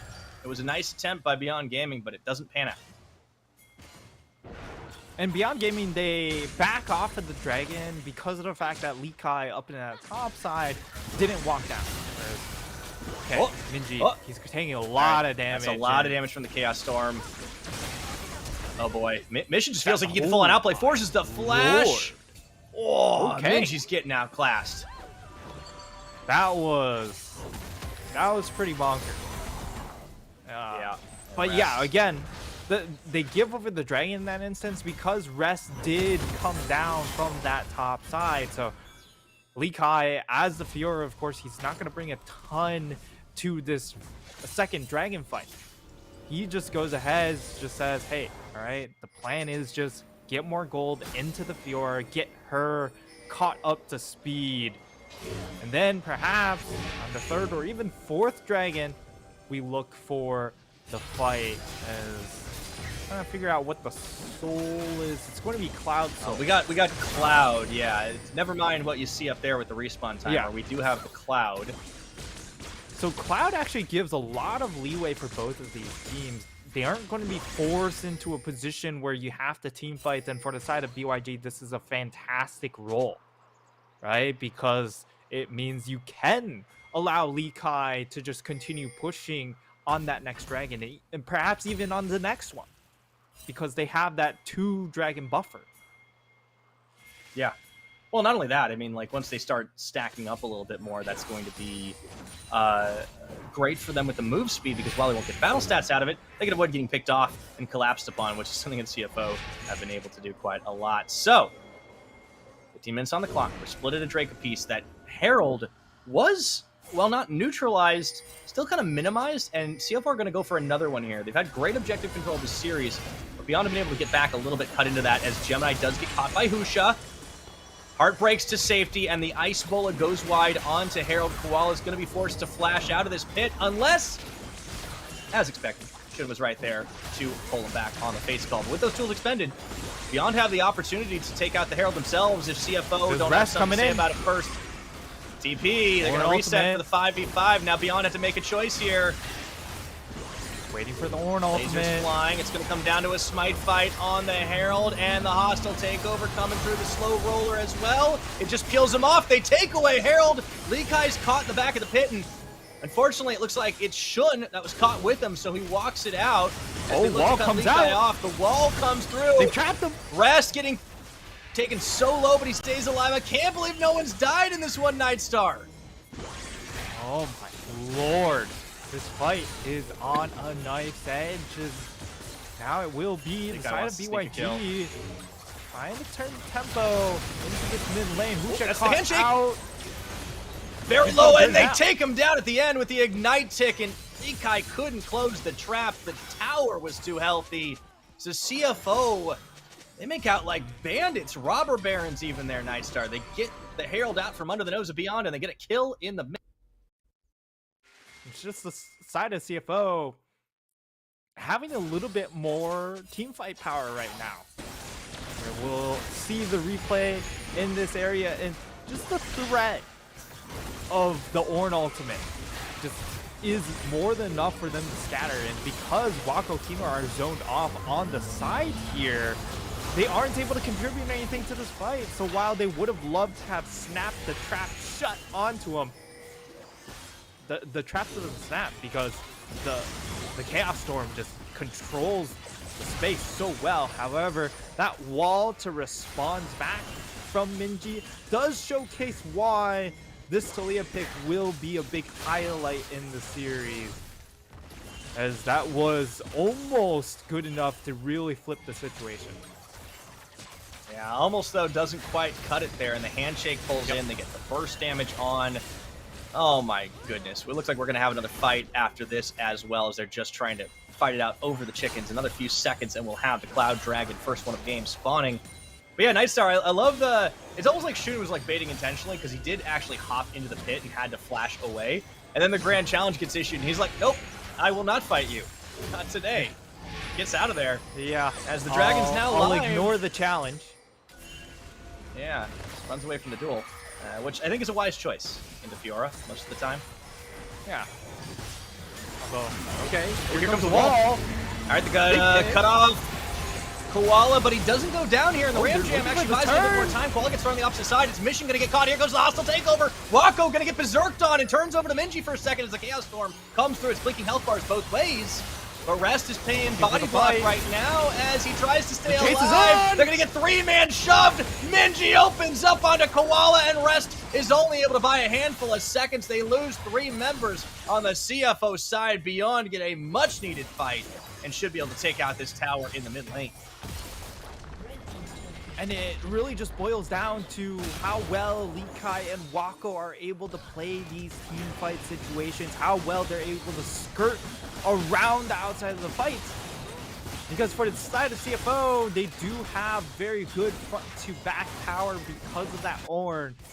That in that particular instance, though, they were able to shred past that Ornn pick. And it was really just great fight setup coming in from BYG. Playing a more scattered lineup. The ultimate lands onto Mission. He's in a good spot, though, where he isn't under a ton of threat, but then he walks forward, gets caught out by the flick, and that's where things start to turn on its head because of the chunk onto some of these squishier members. That, hey, we can just dump damage onto Rest for free, and that's such an insane flick coming in from Minji. Like, this is permaban status now. Yeah, both of these Taliyahs have been godlike this game. I mean, I didn't know that the seismic shove could get that big as Herald gets dropped up top. And it looks like CFO are just going to try to accelerate by hard pushing this top side. And they actually get a catch onto Husha, but he's able to dodge to safety for now. That wave is starting to get cut into, but with everybody but Rest here, okay, shove onto the Herald. And, well, they're just going to get the one extra plate charge, I think, but it's being stalled pretty heavily. Herald getting stiff-armed quite well, but still finally gets that charge in. That's going to be it for CFO. I think they wanted to open up more of this map here, Nightstar, as the Baron has been their area of expertise, and they are looking at it, but that's just the back away. Ornn now level 13, so the Ornn items are going to start piling in. Gets himself a Thorn Mail on top of it. So trying his best to endure this 1v1. I would have much preferred to see the Anathema's chains here, just because it has damage reduction, and also just allows you to limit Likai's impact in these team fights, because if he does get CC'd, it extends the duration of that CC. But as things stand, we see a lot of that vision moved from the bottom half of the map to the top half coming in from BYG. So it does leave some pockets of vision exposed coming in for this next dragon. But BYG, they have that first Cloud Dragon, which gives them even more leeway to play around Likai. And I really think that they need to get just a little bit more resources into Likai. If he gets to that second item, that does start changing the complexion of that 1v1. Yeah, it does, and that's the big thing right now, right? You're really looking for Lee Kai to be able to just pop off in the side lane, become a massive threat, because that's why you pick the Fiora. You want to make sure you draw attention that way. But so far, they've kind of been playing it out in the 5v5. It's worked out for them more recently. Gold lead for Beyond Gaming, Dragon lead as well. But CFO, they got a Victor, they got a Callista, they got a Viego. It does feel like their late game starts to look a little bit better as the time goes on. And this lead is not nearly as big, almost non-existent. 500. Yeah, the lead's not that large. And BYG are starting to shift into that mode where it has to be more about the side lane pressure rather than the straight up team fights. However, we have 9 kills in this game, Pyra. And 7 are owned by our supports. Yeah, 5 kills on Nami. Combat. Just build a Medjai's already. And Shun, he gets caught. Immediately burns both his sums to get out of there. A great collapse by Beyond Gaming. And that's important. We're about 1:15 to the next Dragon fight, and Baron is always an opportunity. I want to see Beyond pull some triggers here. You're absolutely right, the Nightstar. The kills, not that high, and where they are, it's all in those supports. It's massive that Kino has had such an outsized impact on this one. I'm sitting on the Oblivion Orb as well. I kind of want him to just be a Medjai's reader this game. I know books and water don't usually mix, but, you know, get some waterproof sleeves or something. I don't know. Get a Kindle, whatever. Yeah. Get some, you know, high class water. You know, there's got to be like waterproof books. Like that's got to be a thing. You know, like those kids books, like just made out of plastic. Oh yeah. Medjai's is basically a kid's book. It's just you get lots of damage out of it. Yeah. I mean, it's a wizard book, so it's an easy read. You'd imagine the extra magic in the book probably keeps it waterproof. You would have to hope that'd be like the first spell they put on a magic book, right? Like, this book can get wet and be fine. Otherwise, like, bad priority for Wizards. I don't know. The League of Legends universe, there's a lot of questionable things, I think it's fair to say. So I won't really go too deep down that rabbit hole as CFO look to line things up here, looking for a pick, looking for a play. Rest will be important. Here comes Blue with Wall as they do manage to get the catch out on a mission, but he goes gold to buy some time, and in goes that hostile takeover and the call of the Forge God. Everything dumped into the disengage, but the fight is not over yet. Lee Kai, Wako looking to collapse. They find Gemini, who's forced to heartbreak straight in the waiting arms of Lee Kai. Finds the kill. They manage to get a yoink back, but Koala's already dead in that pullback mission. Isolated, big shutdown. Beyond Gaming are cleaning house on a CTBC Flying Oyster. And it's the side of BYG able to capitalize on the mispositioning coming in from CFO. On this Victor pick, once more we see Mission overextending himself. This time he has a stopwatch. He's able to buy some time. But not enough. Those kinds of egregious mispositionings, you can't commit those time after time. And we saw in the PSG series, it happened time after time, that it almost did cost them that 5-game series. It was on the nice looking like it will this BYG, game. they capitalize on that this time around. Now CFO, they will still get a dragon, but the extra fight stats coming in from the extra golden fluff is going to be massive for BYG, especially when you have the Fiora now onto a complete 2 items that does shift the power dynamic straight into the Fiora in the 1v1. And not to mention, they're winning team fights with the Fiora. That shouldn't be happening to begin with when you have an Ornn. Yeah, this is honestly Rest Forge God calls have just not been the most impactful when you compare. Let's take a look at how this fight sets up. They use pretty much everything as a disengage. The Weaver's Wall comes out, and immediately a brilliant ult by Husha. Mission buys time, as you said, but look at everything. Forge God doesn't hit anything. It's a dodge, but like, you're not trying to fight the fight. You're trying to get out of there, and now your tool doesn't exist anymore, and they're not on the same page. Gemini goes in, immediately regrets it. Heart breaks out, straight into the split. Now with the Baron-empowered minions, you can see picture-in-picture, and Mission just completely gets caught out in the wrong spot. It's looking like we're getting ourselves a series. After that first big victory for CFO, Beyond are firing back there. The Forge God again. Why are you doing that? Nobody wants to fight. Forge God has been great here. Now the wall comes in. They are cut off to a degree. Minji is taking a little low, but Lee Kai starting to run train.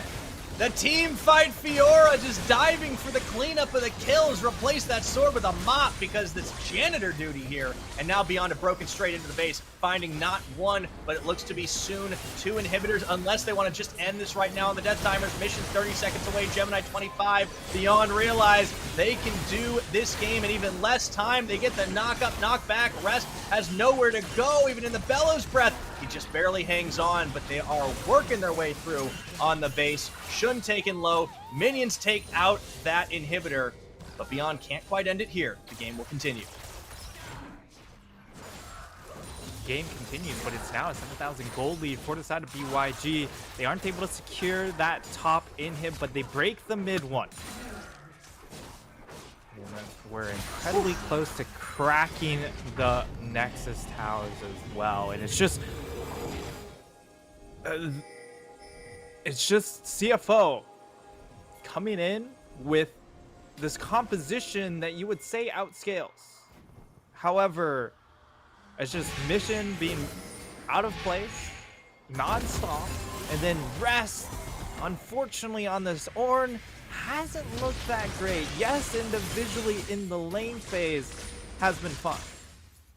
And but that's not what you pick that he, yeah, we see that he understands how to play Ornn in lane, which might have also been one of those questions as well. But the execution around the Ornn later on in the game, while you can see the idea behind some of these ultimates, because there's just no follow-up from the rest of his team, these ultimates also just look really, really silly.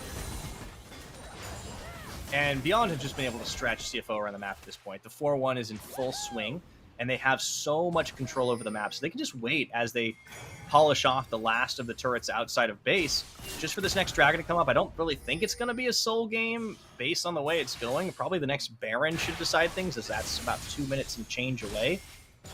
And the shoe's on the other foot. CFO are going to have to find that Hail Mary of a fight, but who are you looking for? A flank from Rest?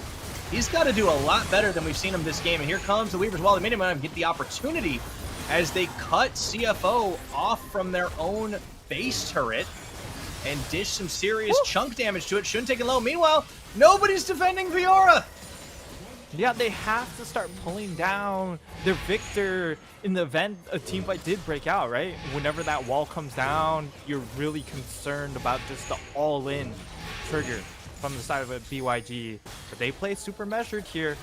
Now they're going to try and finish off. Oh, Shun's bursted. Goodbye. The Call of the Forge God does manage to get a couple of knockups as well as that hostile takeover, but with Shun gone, the core is really out of it. Mission needed to do more damage, and Lee Kai completely untouched.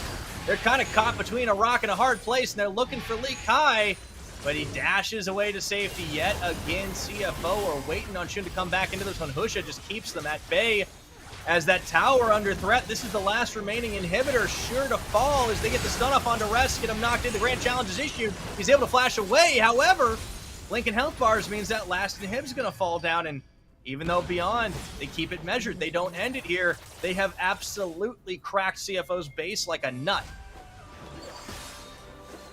Just in time for the Dragon spawn. It will be the third Dragon go into their hands. Extra move speed. Not going to matter a ton in this last moment here, and it's all about this next Baron. Do CFO come and contest, or do they just settle in and just say, all right, we'll get as much EXP as we can get, buy our elixirs to just have the best opportunity for a Hail Mary fight around our double Nexus? The only issue is you've got double super streaming on in. So it's a lot of extra gold influx about to come towards you. But the problem is, it's a lot of minions to try and fight against. And they're going to take a proactive approach, fight their way, clean out this mid wave. And they're the ones actually first onto the objective. They're trying to pull Lee Kai away from the situation. But he should just go for the end. He will look for that one as Beyond trying to form members to pick them off here. They can just stop the ports in the back. At the moment, it's the Nexus turrets. They might be able to win a fight, but they certainly can't win the war on this one as the Fiora takes down 1 tower, 2 tower, the teleport coming in, but it's for Beyond Gaming, and that is going to be the end. Even with the cancel, Lee Kai, Minji shows up just in time to see that one go. We're up 1-1. Nice start. We got a series. You don't hate that attempt from CFO because you know against double super minion waves, you had to make a bold call. And the bold call they made was go straight to Baron. If Beyond Gaming are behind on the play, or if Lee Kai is just not that far pushed up, that play works out because they're able to get the recalls off, the base isn't threatened, and they can reset the situation, farm out those double minion waves with the extra help of Baron minions fighting back. But it doesn't pan out that way. And Beyond Gaming, this, as clinical as game 1 was, game 2 was that for the side of Beyond Gaming, and it looks like it's just going to be a battle for blue side here. It might be. So far, 100% win rate, and Beyond Gaming definitely do what they do best in this series. They find an earlier game comp, too, to make it work for themselves, and you have to respect the decision from CFO. So many teams would just try to turtle it out and slow lose anyways, and they knew that. Not this squad. They're going to go down in a blaze of glory, and they certainly do. Unfortunately, not at home to defend their base, but a really, really good set of plays from Beyond. And I think for the CFO side, we're starting to see some of the weaknesses in their abilities to play certain champions to the effect. Rest did not look great outside of the laning phase. His Ornn ultimates were on to a single target at best most of the time. It did feel like he just wasn't quite at the same level that we expect from him. Yes, he held his own in lane against a Fiora, and that's pretty impressive. But you don't pick an Ornn for the 1v1 potentially. You need to get those 5v5s, and unfortunately, they just couldn't quite do it. I also think the Kalista was successfully shut down. Shun had a lot of positional errors himself that cost him flashes, cost him his life. Didn't have to be that way. And it's showing that in game number 2 here, especially blue side, Beyond, they also possess the ability to get the outdraft. Mm-hmm. And it is showing 2 key factors, is that CFO, they don't have an answer to the Fiora, and in this bottom lane, the 2v2 will be key. It will be absolutely massive what both of these 2v2s draft here to take into the bot lane, because that sets up how the rest of the map plays out. You can accept Rest being on the Ornn pick if that bot lane does get ahead, and because then you have a tool to follow up onto the Ornn ultimate, right? But because that bot lane was set behind, you don't want to just throw in your Renata like that to follow in on that Ornn ultimate, because then like your Renata sort of dies for free, because Kalista just wasn't in a position where she could auto attack in these fights. Again, comes back to the fact this was a first pick Taliyah. They immediately picked Kalista into it, and you can't walk up. As simple as that. And the thing is, Mission was outplaying Minji, and with a little bit of help from his jungler, like actually bullying the Taliyah out a lot in lane. But when it came to the teamfight impact, it was so much better from Minji because he just instigated every single fight with the Weaver's Wall. He cut off key members, and there seemed to be a bit of disarray. CTBC weren't able to actually get back into it. And I do think that this type of composition doesn't suit them as well. They definitely don't seem to be all on the same page. We're taking a look back at some of the fights here. This was one of the ones that started. They had a brilliant ice ball. The Glacial Prison lands on a mission. He's forced to pop his stopwatch, which we are very grateful to him for buying. But then, yeah, this Call the Forge God does absolutely nothing. And now you spent so many of your tools disengaging.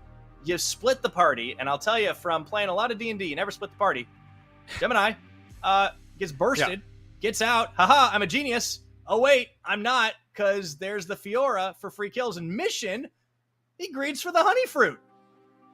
Yeah, this was a situation where you could see Rest is able to reset the fight with the ultimate. The only issue was the rest of his team didn't fully commit to the reset. They split up, as you mentioned, and when you split up, when you are 5v5 composition, it allows yourself to get collapsed upon by these champions like a Lucian, like a Fiora, who are exceptionally good at mop-up duty.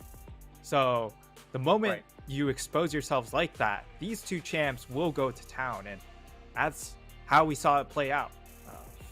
the Fiora pick is going to be instrumental throughout the rest of the series, unless if Rest does show he's willing to blind pick it himself. I think that could be the possible change. I would love to see that, because Rest, it's one of the few champions he hasn't actually shown up in the top side. I mean, you look at the champions he's played this year, it's been all about the Gnar, the Gwen earlier on, who played the GP pre-nerfs. Renekton's getting respect banned against him, and I think that makes a lot of sense. He's even played things up top, like the Wukong instead of in the jungle, and they've played the Mordekaiser. The Aatrox in Game 1 was brilliant, but you're right. These are all carry champions for the most part. Very few of them really fit the bill as the tanks, and I think that is a weak point that's been identified by Beyond. Early on this game, CFO still had a gold lead. It's worth keeping in mind the level 1 outplay on Lucian Nami. It looked like it was going to set the pace for the game, but then they get punished for their hubris. Nightstar, the bloodthirsty Nami, picks up so many kills, and First Strike Lucian starts to go to town. Rest doesn't nearly get as much done as the Fiora on the opposite side in the hands of Lee Kai, who gets his revenge for Game 1. And Beyond, right back on the board, same game time, just about 32 minutes, and I think we've had two games go drastically different ways. It's going to be an exciting one, as we will take a look at who wins the MVP, and it's Minji in the mid! I think he could have maybe given it to Kino, but I think this is well-earned too, despite the gold differential not being in his favor. It wasn't about the damage, it was about building the walls. They had a lot more impact than I think just about anything else in this game.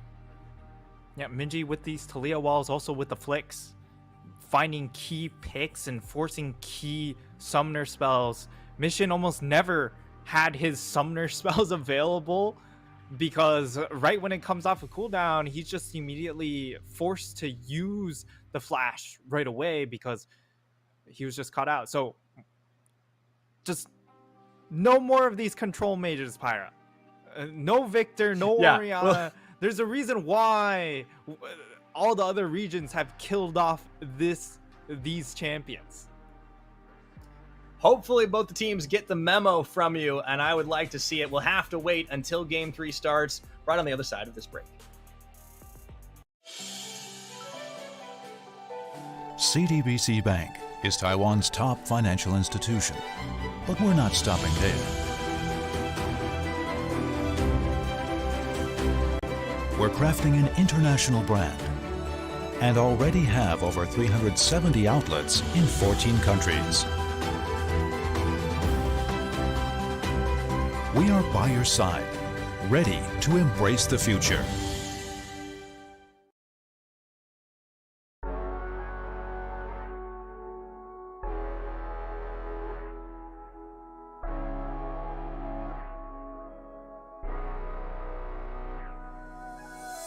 Ooh, girl, you look so good. I've been thinking about you lately. I'm thinking that we should. I won't say nothing, baby. Nah, where you been, girl? I say you looking hotter. You know I could always do you better. Switching positions whenever fed up. Let me show you. You look so good, let me see you work it. Drop position on the side, you deserve it. No competition, girl, you 5-star service. Think we could meet up after you finish working.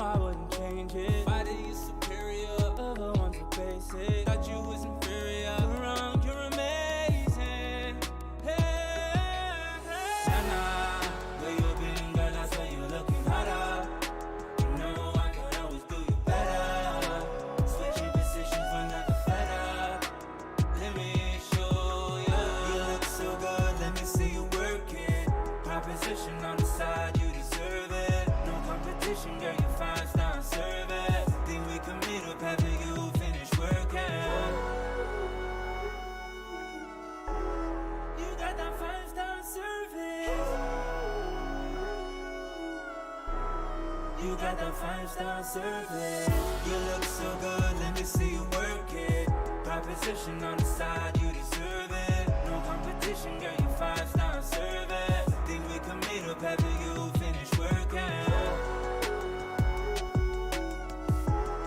You got the 5-star service. You got the 5-star service.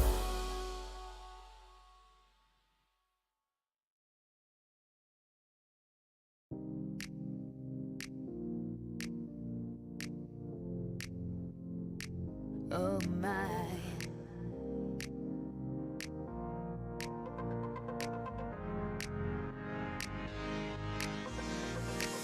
I've been all night waiting for you to come home. I've been all night waiting for you to come home.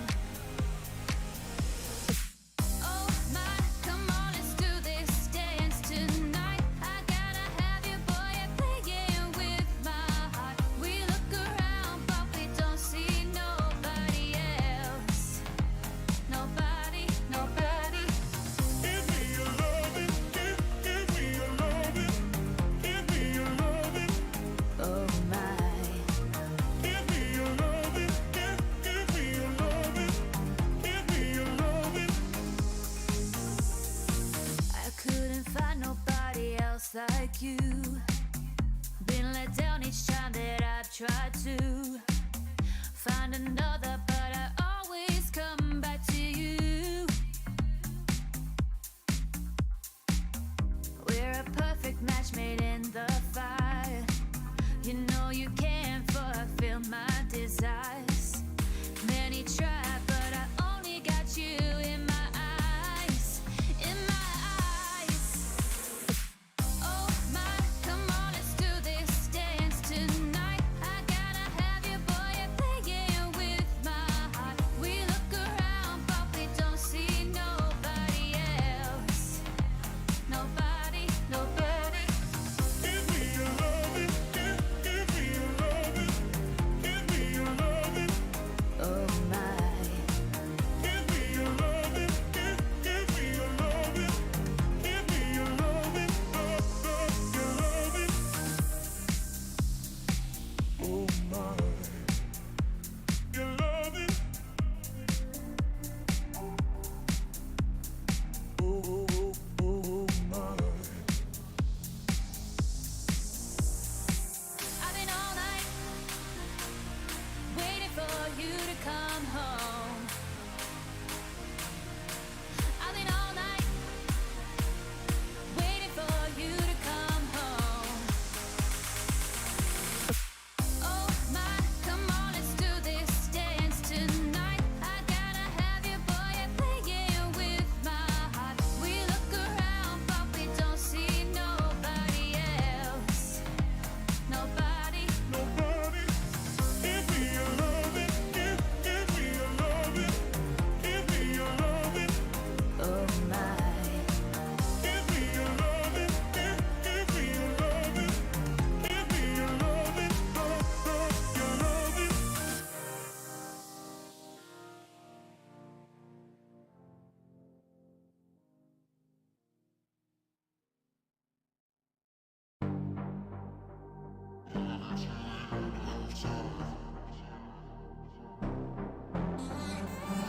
I give you everything that I have, but it's never enough.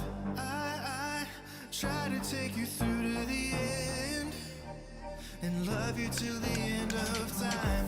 You always get what you want, that I won't stop fighting till you understand that I'll love you till the end of time.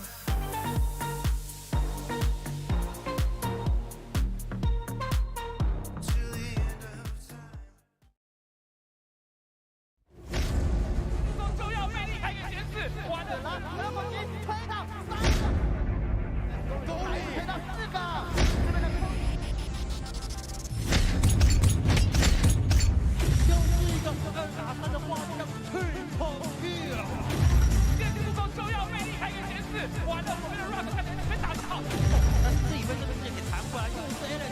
准备要在这一波将先锋人全员收掉。差一个位置，又是第3个，我的天啊！然后拿了一个打手，还有持续的追击，现在的话要得到追风。美国手上挂了一个治愈，说你一个治愈就要这么点输了。这红魔的一个推，拿着服装盲pier向我把小林给推了回去。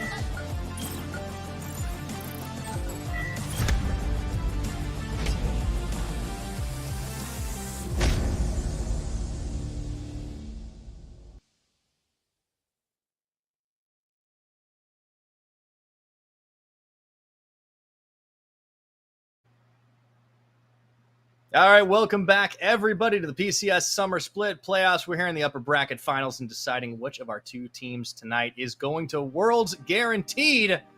We're 1-1 apiece. We'll see who takes this next one. Before we get into it, I want to extend another shout out to our sponsors, CTBC Bank and China Airlines, for making this whole thing possible. Now, Nightstar, we're swippy swapping right back up. CFO on blue side. You have mentioned it is a battle for that blue side this game. And will we be seeing the first pick Talia yet again?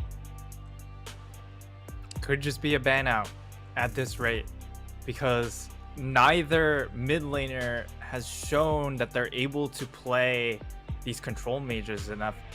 We're stuck in a bit of a control mage situation in the mid lane. It offers a lot of pick potential for the start of these fights. If you snag one of these mid laners, it's such a massive advantage for your team moving on into the rest of the team fights. And now, you know, maybe if Talia comes off the table, we're looking at Galio. Swain maybe could be a possibility. Maybe you reach super deep into your pockets and you bring out the TF. I don't know.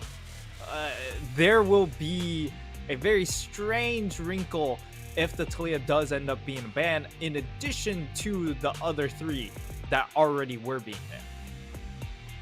Here's a question I got for you. If we do get that pinch, especially for the mission side of things, is this where the Syndra comes back? I honestly think that this is a matchup where he can bring Syndra and be effective.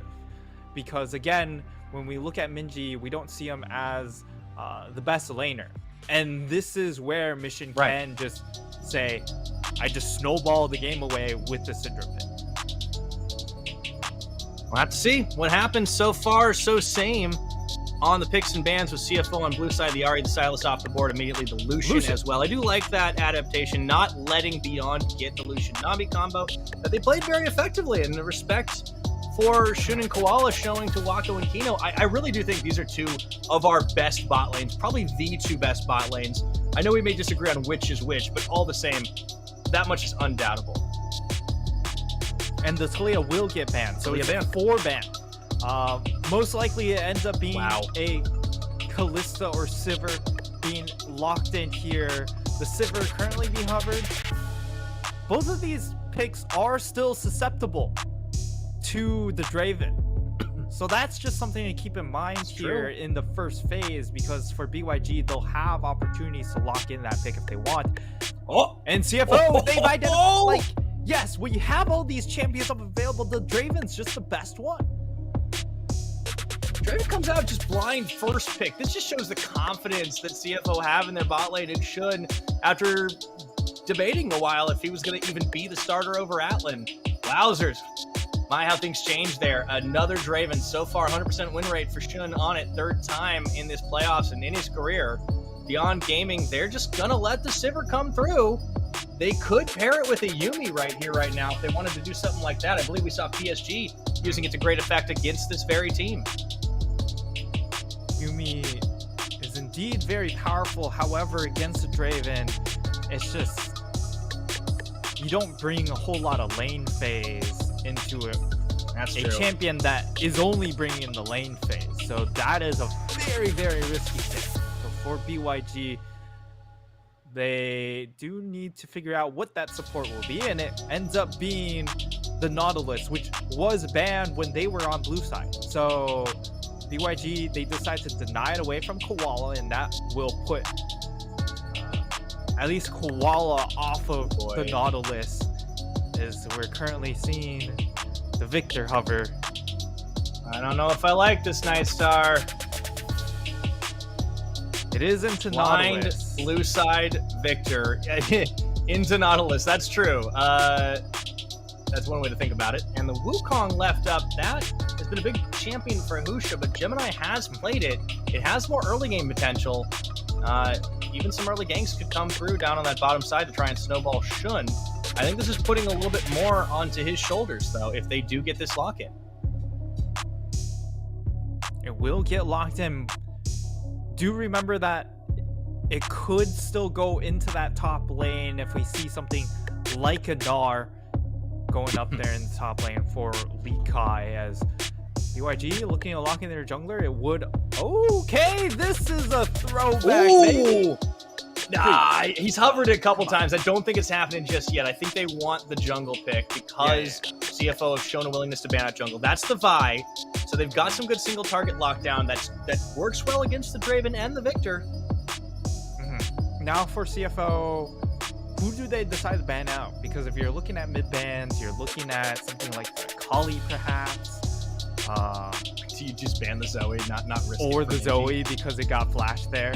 Yeah. Or if you're looking at, I mean, that might be like the mind game, right? Yeah, absolutely. That's a fun little wrinkle that I forgot. But when we look at the top lane, if you're looking at top lane bans, it has to be the Fiora, right? So maybe they just split the bans here. I think they will.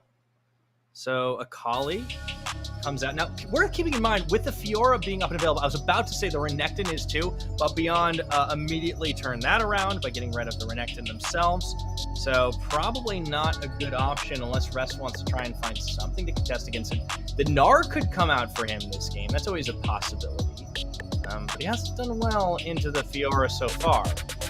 Only in the laning phase. Let's see what they opt for the last ban. Pressure's on for CFO. Momentum on the Beyond Gaming side. In this Battle of the Banks, that final ban, the last second is Lissandra, which has been a Minji champion, but I'm a little surprised that would be the choice into a Victor.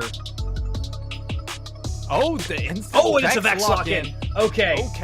Okay, so this had to have been the game plan. It is also a good old burst assassin, and man, they've got a lot of sticking power on this Beyond side.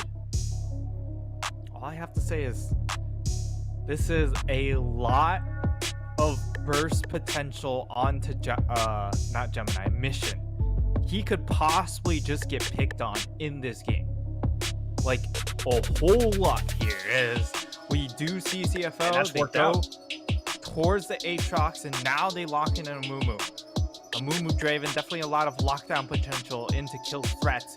And on the flip side for BYG, I think Kino's just taunting the BM King himself, Cover the Ornn. I mean, hey, you gotta do it. That's right. Gotta do it to him. And then you lock in the Fiora. What is lock in? Yeah, that should be the choice here. They're just gonna take the 1v1. That's the anticipation that Rest is facing. So he's gonna go fighting fire with Fire Nightstar. But I like this Beyond comp. It's ballsy. It's got a lot of power. It's got a lot of burst across the board. And you could say the same for CFO. The only wrinkle that I don't really like is that Victor. It's I would have liked a Syndra more here. I'm just gonna say it. The Victor will still bring in a lot of teamfight damage, and that is the strong point from CFO, is that they have a ton of AoE teamfight damage. That it is, again, that straight up 5v5. If no one gets picked off at the start of it, it should tend towards their direction. The problem is for they're gonna BYG, have to play it so well, though. Yeah, like they have so many tools to pick you off.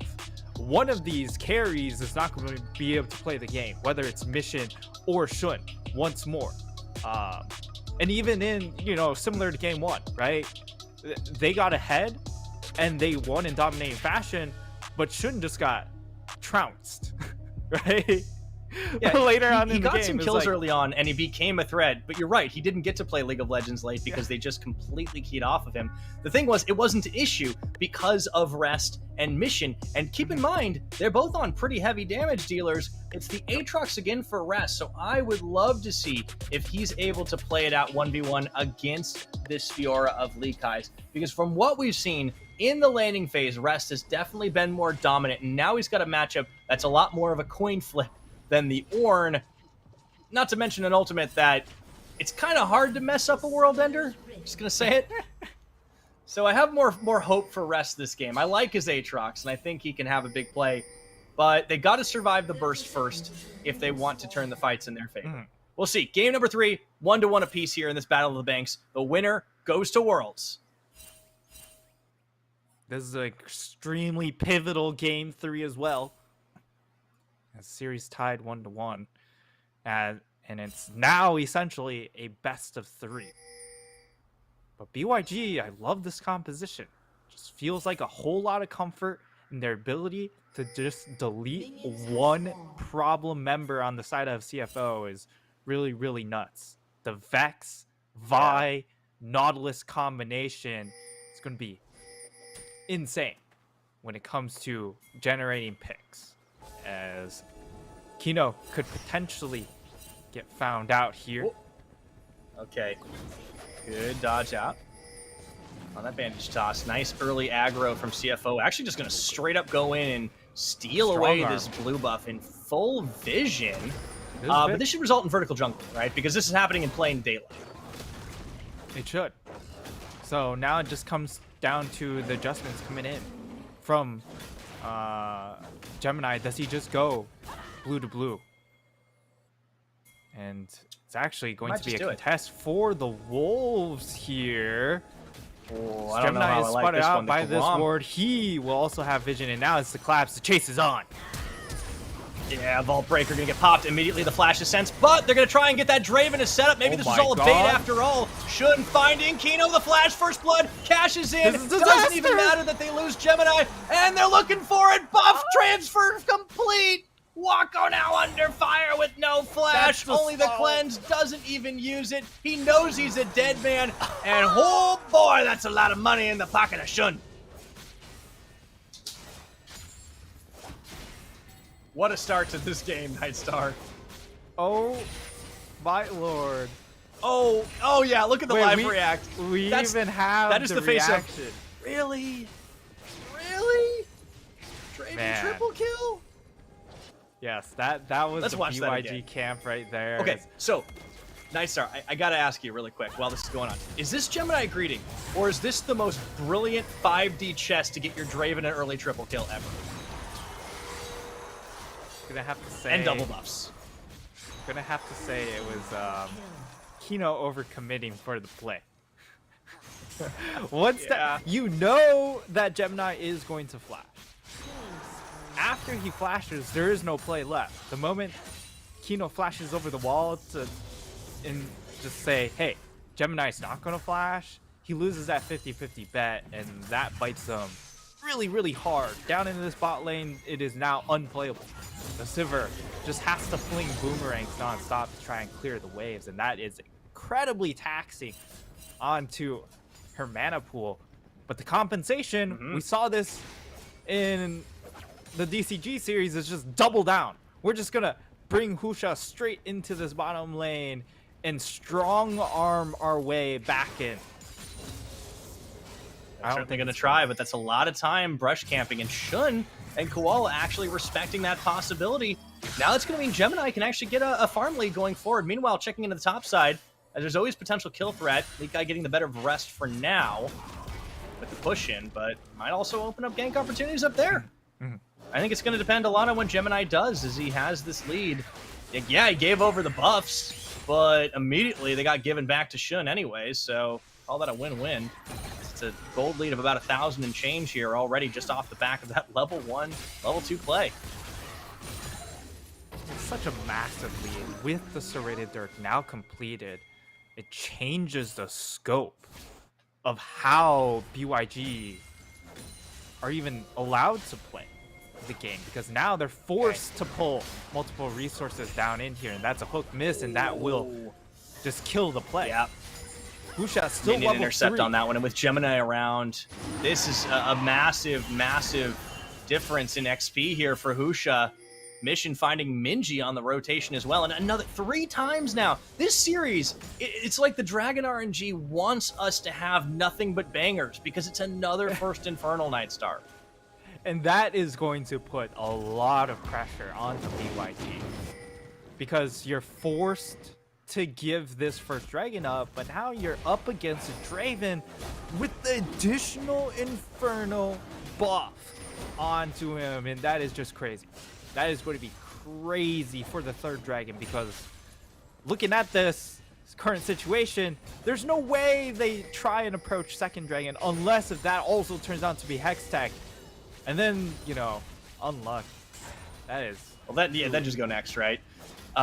Speaking of, that's kind of what I think if this were a scrim, most teams would probably be looking at. But yeah, Dragon picked up first. We will have another Hextech Drake. What is going on? We gotta cycle the Drakes.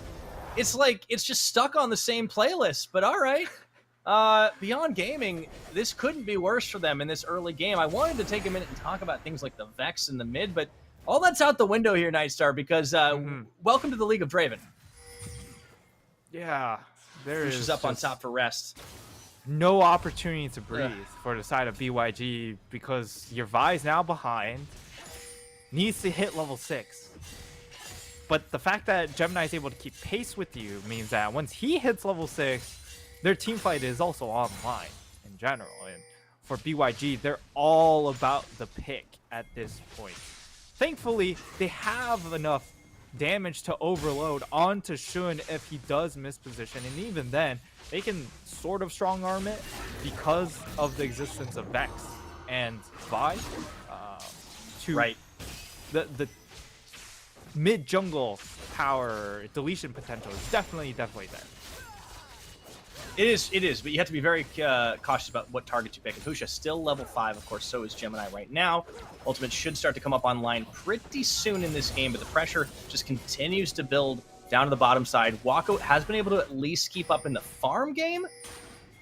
That's certainly worth, as it's hard to keep Sivir down forever. The goal differential just from those kills is pretty massive. Gemini finding Husha on the opposite side, doesn't opt to contest, and instead heads back into the jungle. So at the very least, Husha's been able to try and farm himself back up to relevance. Done a good job for now, as Gemini's taken some time.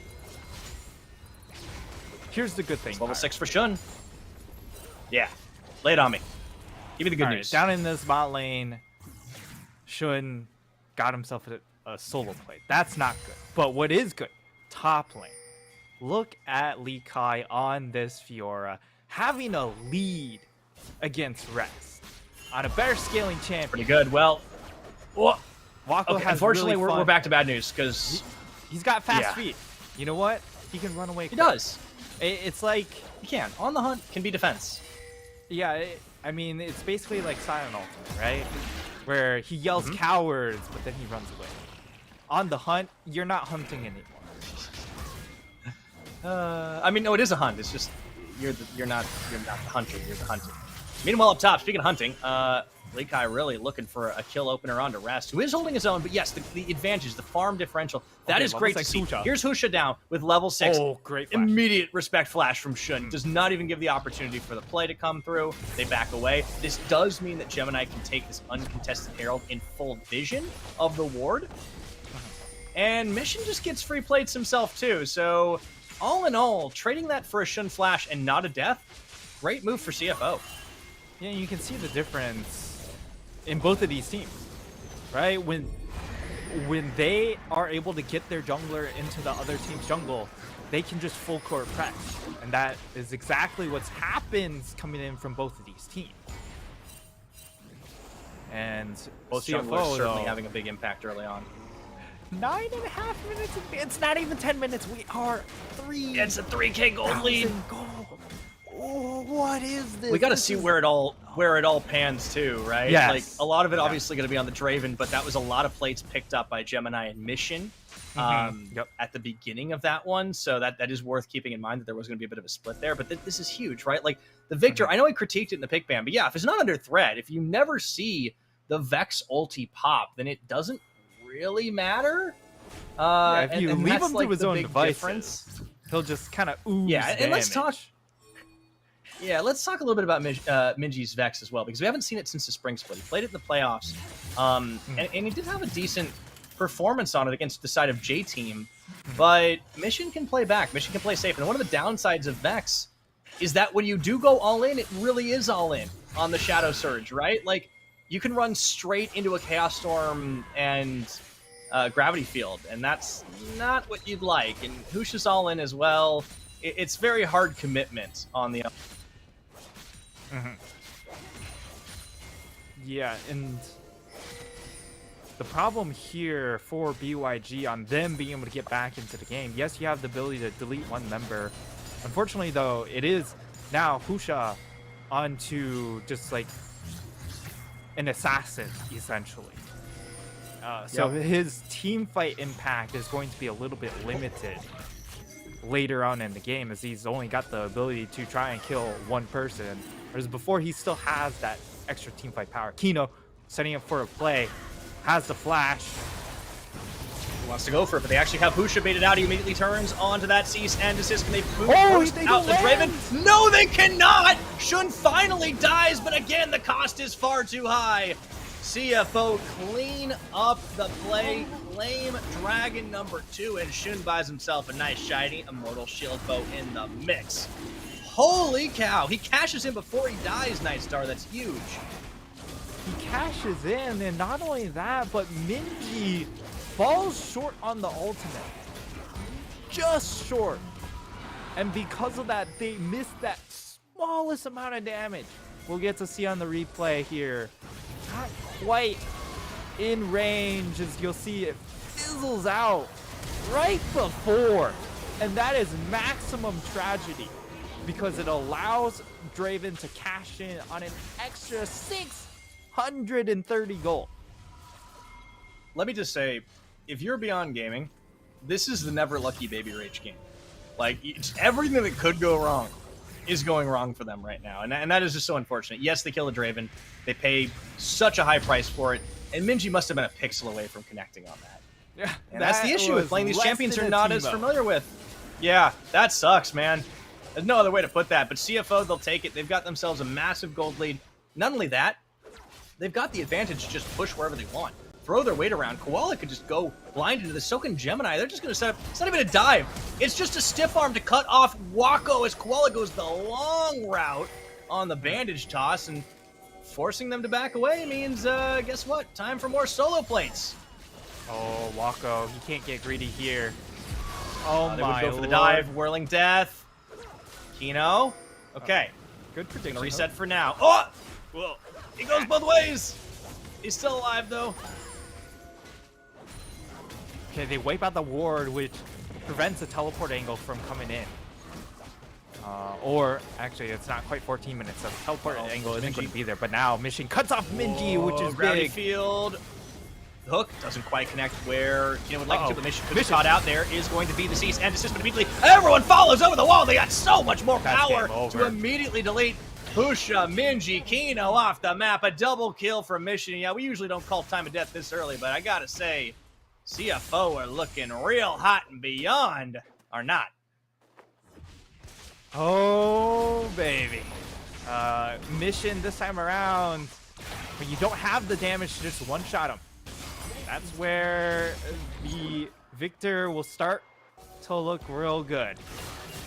Minji gets cut off, and the nice chunk of damage there coming in from Mission, and the side of BYG.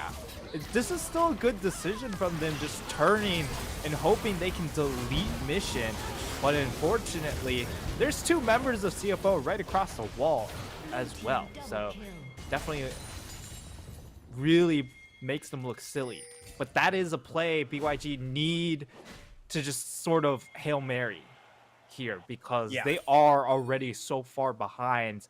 There's not a lot of comeback mechanics on this squad in a team fight perspective, because Wako, you know, you're a Sivir, right? Your win condition is 300 CS. How are you going to get 300 CS though? So, you know, I don't know if you're going to get 200 the way this game's going. Yeah, we're 15 minutes on the clock. It's an 8k gold deficit for the Beyond team. They're going to try to at least get something back, objective bounties. That's huge, but you're facing down a full difference in item, a full collector for Shun. Yeah. Not to mention the boot upgrade. Like, you're so far behind the curve at this moment, and you could see in that fight, Nightstar, that, like, yeah, Mission does get caught, but even then it felt like CFO had the upper hand. He had enough time to lay down a Chaos Storm and then the pop over the wall into the Curse of the Sad Mummy, like that choke point is an absolute death sentence into CFO. They've got a great anti-dive in those situations, and even though they get a tower down bot, well, they lose out another one top, and Likai, you know, kudos to him for keeping it on Rest, but Rest has got friends, and they are all doing really well. Now, I like this setup coming in from BYG, right? We just hope mission oversteps.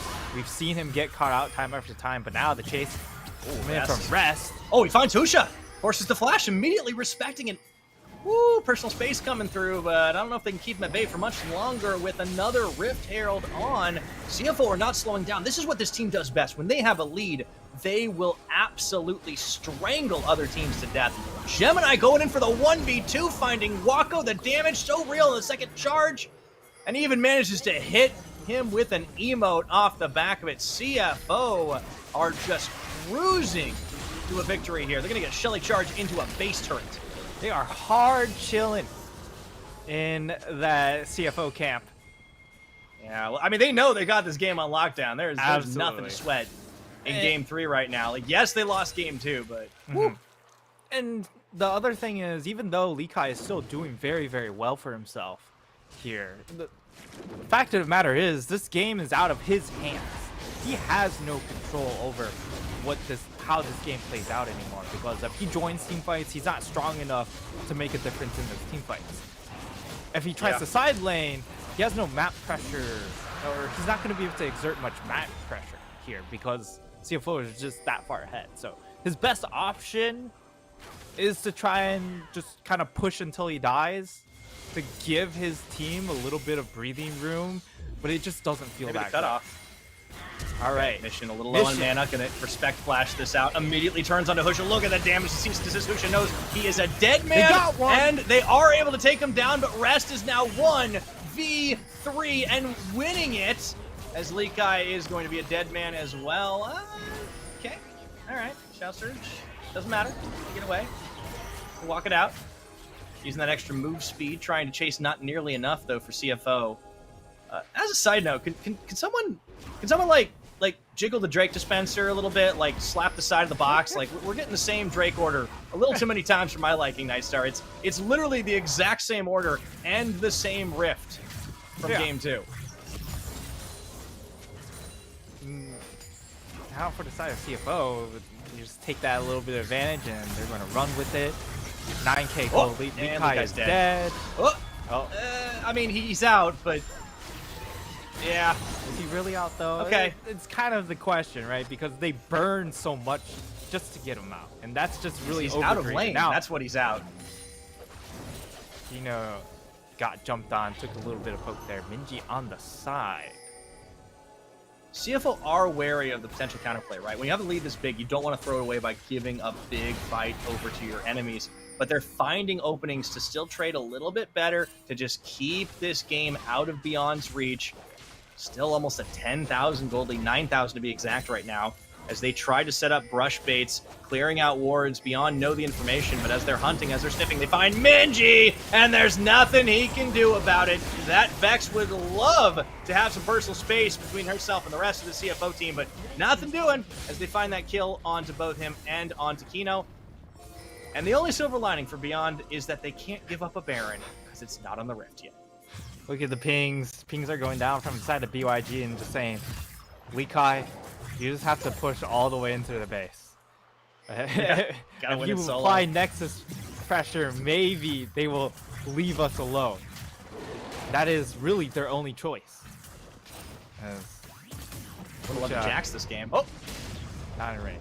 Husha tried to get that smite steal, but again, nothing seems to be going quite right for Beyond this game, and a lot of that is just stemming from the level 1 get-go. Shun getting that triple kill. It's not just about the gold lead. It's about how demoralizing that is to face down. I think the best teams would tilt after that. Yeah, and this is a situation where maybe after that level 1, they just checked out to a certain degree.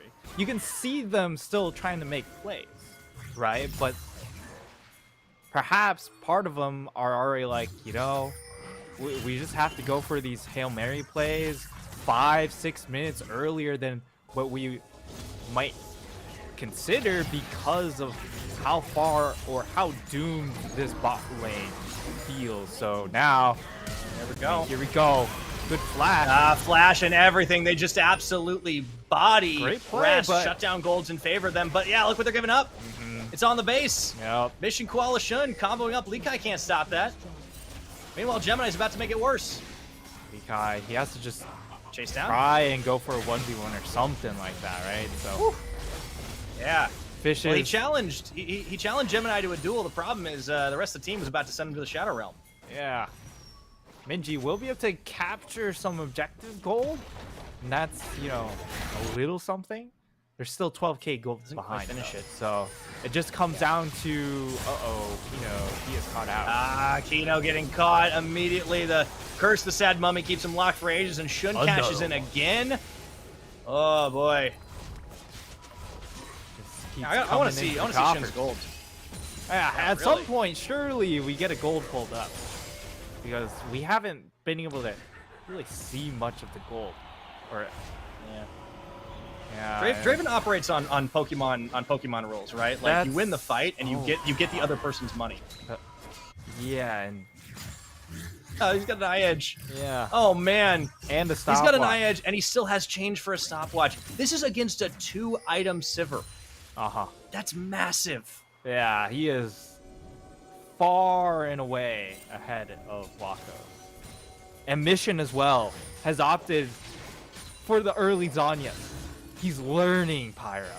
You love to see it. They say you can't teach an old pro new tricks. Well, I think we've changed that narrative. Yeah. Is it really an early Zanya's, or is it just like it's free because he has so much money? You know what? I feel like it's the latter. I don't want to think about it because I don't want to consider a world where Mission just goes, nah, it's only because I have that much money. It could have been reality, a death cap. I appreciate him learning. The early Shadow Flame. Like, he just keeps going for loot and Shadow Flame every single game. Yeah, and he got it, but then he also gets the Zanyas. I mean, it's, 50-50. Maybe he should have gotten one or the other first, but it doesn't matter. Worked out really well. Mission's having a great game. Has not really been under threat from anybody, and I think for Beyond, the desperate attempt is to try and funnel as much of the remaining gold on the map into Minji as they can. Wako's still about 100 CS away from hitting the Sivir win condition, which he's not going to hit anytime soon. 23 minutes on the game clock, and CFO are looking to end this one, and they get the teleport in. They're actually even going to bring Rest into the mid lane, not really any waves here, and now Kino goes in, but the rest of the team wasn't so sure about this one. Koala has to pop his own stopwatch, and the Whirling Death comes in to take Kino out. Another cash-in on the stacks, and just like that, the engage is gone. CFO going to clean up 2 inhibs. 2 inhibs down, now it's just the last one, and Baron also I think up and available. I mean, they've got Soul we can even talk about. That's how off the wall this game has been in favor. Like, these games have swung so hard. The Beyond one definitely felt a little closer because of the more measured way that they played it out. But CFO are not a team that take a winning game for granted. Right? It's like the polar opposite of J-Team, where they will just look at the defense line a little bit and sometimes lose it. Oh, Minji's dead. Here comes the vibe, but Husha can't do anything. He's just getting body blocked out. They take him down. You gotta do something. But what can you do? Vi stands for not vibing. No, the vibes are not immaculate. Yeah. If No. Arcane ended like that, I would have been very sad, I gotta admit. Yeah. Ooh, definitely would not we got have a Medjai's Raider. Oh, there we It's go. true. We got a Medjai's Raider in the house, by the way. You know what? Mission feeling himself. This is what I do expect from Mission, Get ahead, get the Medjai's early. Could have even come much earlier, right? If he just had if he just transformed it a lot earlier, he'd have more stacks. That's all I have to say. But for BYG, wow, you just calling out Mission for everything, man. Yeah, exactly. No stopwatch. Stopwatch not early enough, and not early enough on the Medjai. But you know what he is doing? He's just pummeling everyone. Look, 78 gold farms. He's just farming stacks with that first strike. Somehow I don't think he's too worried about the slight inefficiencies he's had this game. Lee Kai forced out of his own base through the gates. Rest just hops the wall anyways, goes a hunting. The minions going all the way through, and everyone on Beyond know this game is a lost cause. Probably was from early on. Koala gets taken low, and this game just is not going to matter as the Nexus is going to drop at 25.5 minutes. We got match point. CTBC Flying Oyster. I think we got more questions than answers from this game because blue side dominance is very, very apparent so far, Byra. It's 3-0. Oh, yeah. And the Draven pick is the biggest question looming in the room because Sivir is not the answer.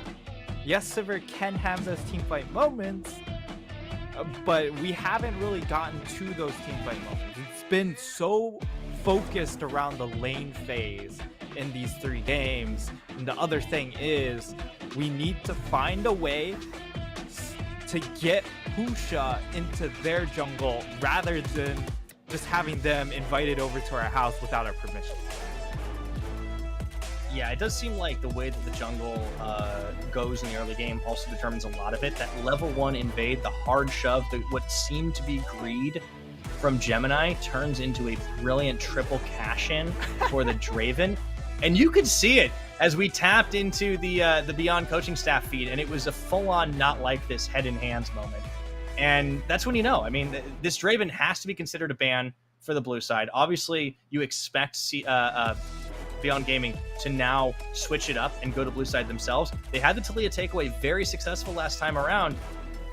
But, man, there's just so many threats that you've got to deal with. And CFO, when they win hard. Mm-hmm.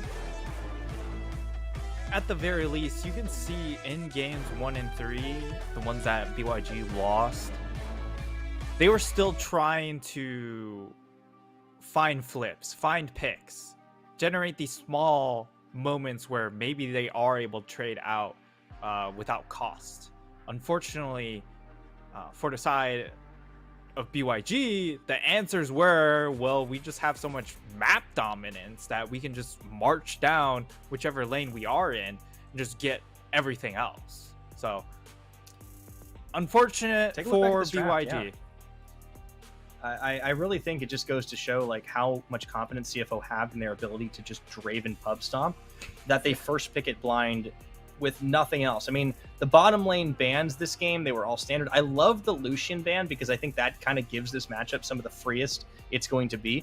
And they're just trusting in the ability of Shun and Koala to get the outplays. They know that Gemini can go bot early.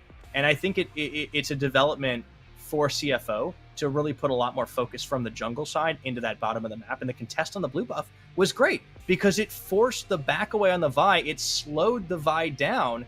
And when she turned back around to contest, well, there you have it. I think they were kind of ready for that. It was certainly a bit of a fumble coming in from the side of BYG, but the plan from CFO was very clear. We contest that blue buff, and, you know, if Husha just gives it up, we are able to align ourselves with vertical jungling, get more space for our Draven. He farms up. Then we can revisit it later on, and then we get that first cash in, and that's a lot of money. Instead of just getting one massive cash in, they just got 3 kills. You know, not bad. I mean, it works out. You don't have to stack that many stacks when you get the 3 kills anyways. So honestly, it was the most fortuitous it could have gone for CFO, but you're right. They had the game plan from the get-go. They knew exactly what they wanted to do, and they put themselves in a win-win. So far, blue side has been dominant, and I think CFO have come to play with the draft. I want to see if they can tighten things up on red side, if, as we expect, they find themselves there next time around. But a great 5v5 team put all together. I was a little suspicious of the Victor pick for Mission. I still think there could be some champion pool concerns there. But he wasn't really under threat this time around, and Minji trying his hand at the Vex that we haven't seen since spring didn't quite do that. And here it was. Like, you know they're going to contest at that moment. You have to be pinging the alarm bells. Yep. And you're like, wait, are they really going to go for this? Yeah, and they do. And Gemini, sort of overstayed. This was a great ward coming in from Kino, right? Onto the ground, just saying, hey, if he overstays, we can collapse onto this. But then they overcommit to the collapse. When Nautilus flashes over the wall, now he's in a position where he's too far ahead. His AD carry cannot help out in the damage department. They are sectioned off. We see the collapse here. The flash comes over the wall, and like Wako, look at where Wako is. By the time he finally gets to the fight, he has to flash over the wall, and Shun already has a 4 auto advantage on him, right? So this was absolutely pre-planned. The respect flash on the Vault Breaker, the immediate turn onto Kino to lock him up and not let him pop off onto Draven. The game just goes from there because then they keep the pressure on. Gemini returns, forces the defensive ult. Wako chunked twice, by the way, on the Whirling Death in this play. And like once Husha comes, it's like, oh, cool, even more to the party. So they set this up. Again, the plays around the blue buff, mission zones Minji out, and then when the collapse comes in from the other side, it's just the 2-member pop over the wall into the instant death. Yeah, and now, like, I don't hate this look coming in from the side of BYG with, you know, the Vi Vex approach, just saying, hey, we just want maximum deletion potential onto one of these targets. If Vi was able to get to level 6 at a proper timing, then maybe that changed things just a little bit, right? You're able to get picks onto mission and then rotate that extra man advantage into the bottom lane. But as a result, CFO, they just want everything because of that level 1. And I think MVP really should go to the Samumu because he landed so many of those bandage tosses and cleared out so much space for then the Draven to kind of steamroll the early game. And even though he doesn't get still a ton of damage because mission on the Victor, all he has to do is press R and he accumulates 5 million damage points to his name. He was still a very critical part of that 25-minute pup stop. Absolutely. I think the Amumu was a brilliant pickup. It was a great setup. It allowed them to get some very easy, quick CC into it, and he comboed incredibly well with the Cyclones and the dashes coming in from Gemini's Wukong, which is a great takeaway. So really knowing exactly what they did, the AoE came in handy, and you absolutely called it, Nightstar. Koala wins the MVP. He was everywhere he needed to be, which was mostly in the bottom half of the map, and that resulted in a big swing in favor of CFO, finding themselves up 2-1. They are now 1 map away, Pyre, from locking in their spot to Worlds. It is a big deal. Remember, CFO just came into our league this year, right? Absolutely. Veteran presences, but the newest team looking to get the win, looking to be the first team to qualify for finals and get that spot at Worlds. We'll have to see if they can do it, or if Beyond are coming back to force Game 5 right after this. CTBC Bank is Taiwan's top financial institution, but we're not stopping there.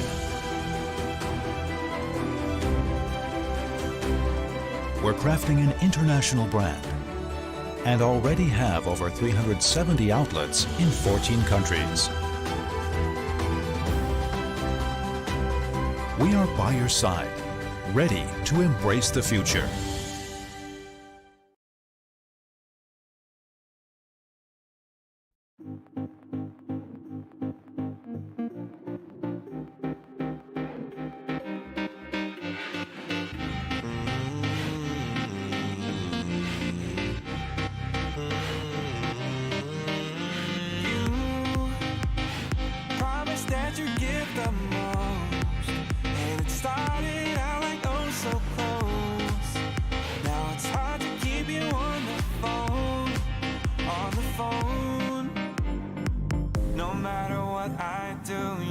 Satisfied, you don't believe my words, although I never lied. Are you a devil in disguise? I don't get why you're so heavy on my mind. You're so heavy on my mind. Heavy on my mind. You're so heavy, no, I'm not ready for it. You're so heavy on my mind. Heavy on my mind.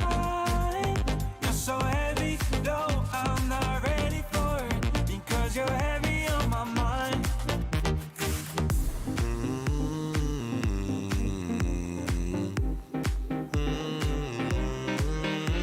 You promised that you'd give the most, and it started out like oh so close. Now it's hard to keep you on the phone, on the phone. No matter what I do, you're never satisfied. You don't believe my words, although I never lied. Are you the devil in disguise? I don't get why you're so heavy on my mind. You're so heavy on my mind. Heavy on my mind. You're so heavy, no, I'm not ready for it. Because you're heavy on my mind. You're so heavy on my mind. Heavy on my mind. You're so heavy, no, I'm not ready for it. Because you're heavy on my mind.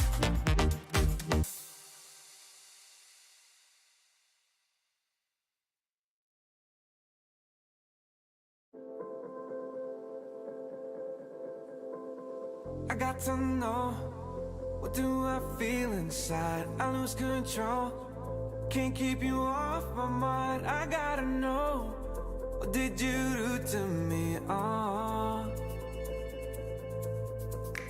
I think it's time, I need to take a chance to cross the line, so I can understand. I gotta know, what did you do to me? Cause you gave me something I never knew before, and it feels ecstatic. Give me more, give me more. When you call my name and we're all alone, when you hold me close, it's those silly little moments come and go, and they stay with me and make me feel like I'm alive.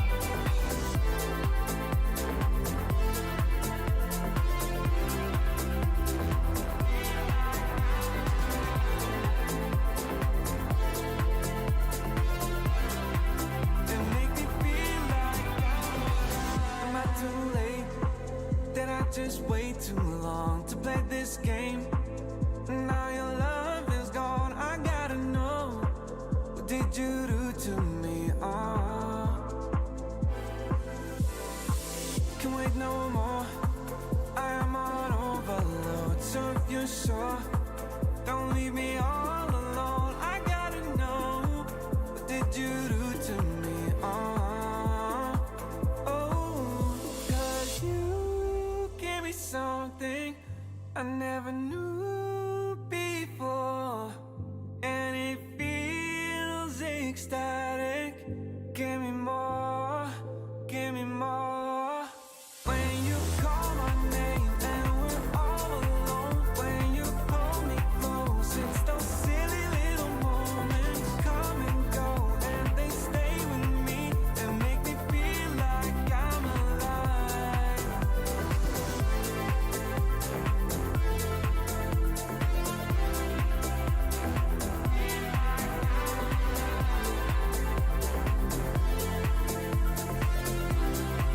And make me feel like I'm alive.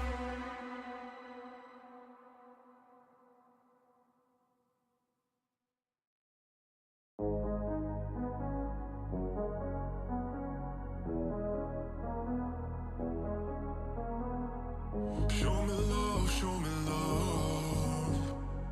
Taking this pure heart of mine high above, high above. We go off in the night.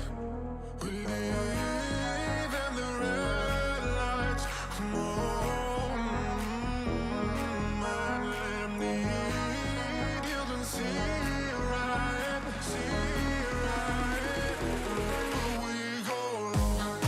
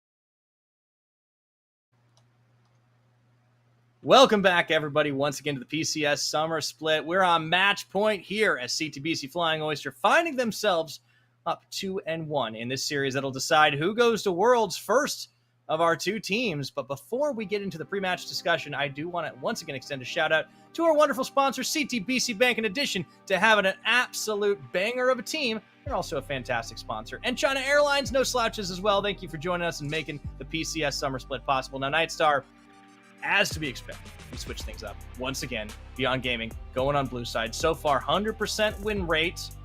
Are we going to game 5? It could. Very well could. And it's going to come down to what is the answer to this Draven. And I think the answer is we're first picking. So it's not like Wako isn't going to be one of those players that strays away from the Draven himself, right? He is very good mechanically in lane, and you have Wako Kino, probably two of the most bloodthirsty bot laners in our league as well. The most would probably be, of course, Shun and Koala. But this is, this is an opportunity to just take it to CFO. I do like the full court press idea. It's worked well for both these teams when they found success. The forward percentage being very high for Beyond in their wins. Even if their laning phase isn't always the strongest, they find ways to get back into it and don't let the enemy team get into their own jungle, because that's what happened multiple times. I want to see Gemini denied some pressure. We'll have to see if that happens here as we are underway for what could be our final game tonight. Beyond Gaming ban the Draven themselves. There's your flex. Maybe we see the first pick Lucian coming up. Lucian also taken off the table. So now... not anymore. Okay. That's Aaliyah. Yes, it's going to be a Talia has pick. Been the case. And this time around, CFO will stray away from the Callista, which is what they initially took in game number 2. Or at least they should. As currently it is... I think you're right. Being hovered once more. And it actually gets locked in. Oh, no, they take it. Okay, all right. So trusting their ability to do it. I am curious what changes this time around, because the Amumu is still up and available. Gemini can grab the Wukong as a takeaway from Husha yet again, and he does. I think this should be Aphelios Renata to answer back, because you deny the Renata, and you also have the Aphelios who does have a bit of a soft counter matchup into the Callista. And because you already have the Talia, it also prevents the Callista from jumping all over you in these early team fights where Aphelios can suffer a bit. It's true. Well, there's the Aphelios locked in. See if they fully pair the bottom lane up now before we get to ban phase 2. Looks like we're going to be getting a flexible pickup of the Sejuani. Okay. Husha did find success on it last time they were on blue side. I do like it. And it also applies that ranged pick potential onto CFO, whereas in the previous game they were very committal in securing picks, right? If Vi ults, she is in it. If Sejuani ults, she doesn't have to commit to it. And Mission once again goes back towards this Victor pick, which we have seen, if he's left to his own devices, he will just truck you over. But once more, he has to play it into the Sejuani. So maybe we see the adaptation of him bringing out a cleanse or something to be a little bit more on the safe side. Yeah, and now the focus switches to the support bands, right? So we've already seen the Amumu band out. We see the Leona as well. I wonder if CFO leave Nautilus and dare Beyond to ban it, or take it themselves. I think Beyond Gaming will ban the Renata in the second phase. Oh, they banned Fiora out, actually. Okay, focusing topside to take it away from Leakai. And it also leaves the Renekton available here. That might also be the follow-up ban coming in from BYG. Only time will tell. Give themselves options. This is a better draft than they had the last time red side, though. Yeah, and it does feel like it is a bit of a blue side difference when it comes to just what the options are left available. So now CFO, they're going to have pick power here, and maybe they're trying to lure BYG into not a trap, but Nautilus currently being hovered. There we go. Okay. That's what I'm talking about, Night Star. You got a good old Pokeball. You just throw the Nautilus and you get picks yourself. But this is a great opportunity to give me the Philio set. Do it, Kino. He is not a Janna player. Please. So Portal Combat would be epic. This feels like a bit of a troll hover. But the Alistar would absolutely be a big fallen engage. And Kino has shown it 3 times already this split. Big tanky. Oh, and the Gwen lock in too. You know, Gwen's fallen through a lot of our drafts here and has fallen off in Prio, but everyone in the in the PCS can play it. And Gnar as well is kind of like a card carrying PCS top laner go-to. Gwen, Gnar locked in to round out our drafts. This is quite a bit throwback picks here, mixed in with the current meta. So let's break it all down, Nightstar. So far, it's been blue side supremacy, but how do you like this draft coming out from CFO? CFO, I think they have okay answers with the Wukong and the Gnar. The issue is, we saw with the Callista, didn't have a great time in game number 2. And maybe part of that was because it was against the Lucian Nami, and they're saying, hey, this time around, we banned away the Lucian, so now you don't have to deal with it. This Callista can just run amok.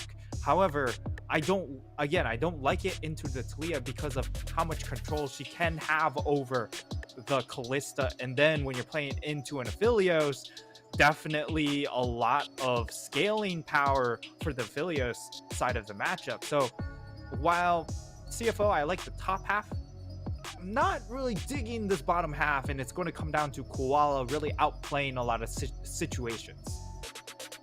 Yeah, I'm curious to see if Koala can definitely carry it, because he certainly did last time around with some of those fights. The Nautilus takeaway, and really trusting this Callista when things like Sivir, were on the board. It was an option for them to go for. I think it would have slotted in nicely what this team comp wanted to do. All the same, we'll have to see if it works out and if CFO punch their ticket to Worlds here in 4, or will Beyond Gaming make us scrape some silver again here in the upper bracket finals. It's all on the line in this battle of the banks as we get underway. BYG coming out with a 3-1 against J-Team, a 3-0 against DCG. And now, if they are to take this series, it would have to be in 5 games. So very stark difference from their first 2 series, really being tested by the might of CFO. CFO are simply 1 game away to going to NA. Yeah, and CFO, for their part, they didn't have the easiest ride through this either. They had to face off after a 3-1 win over Frank Esports in the opening round.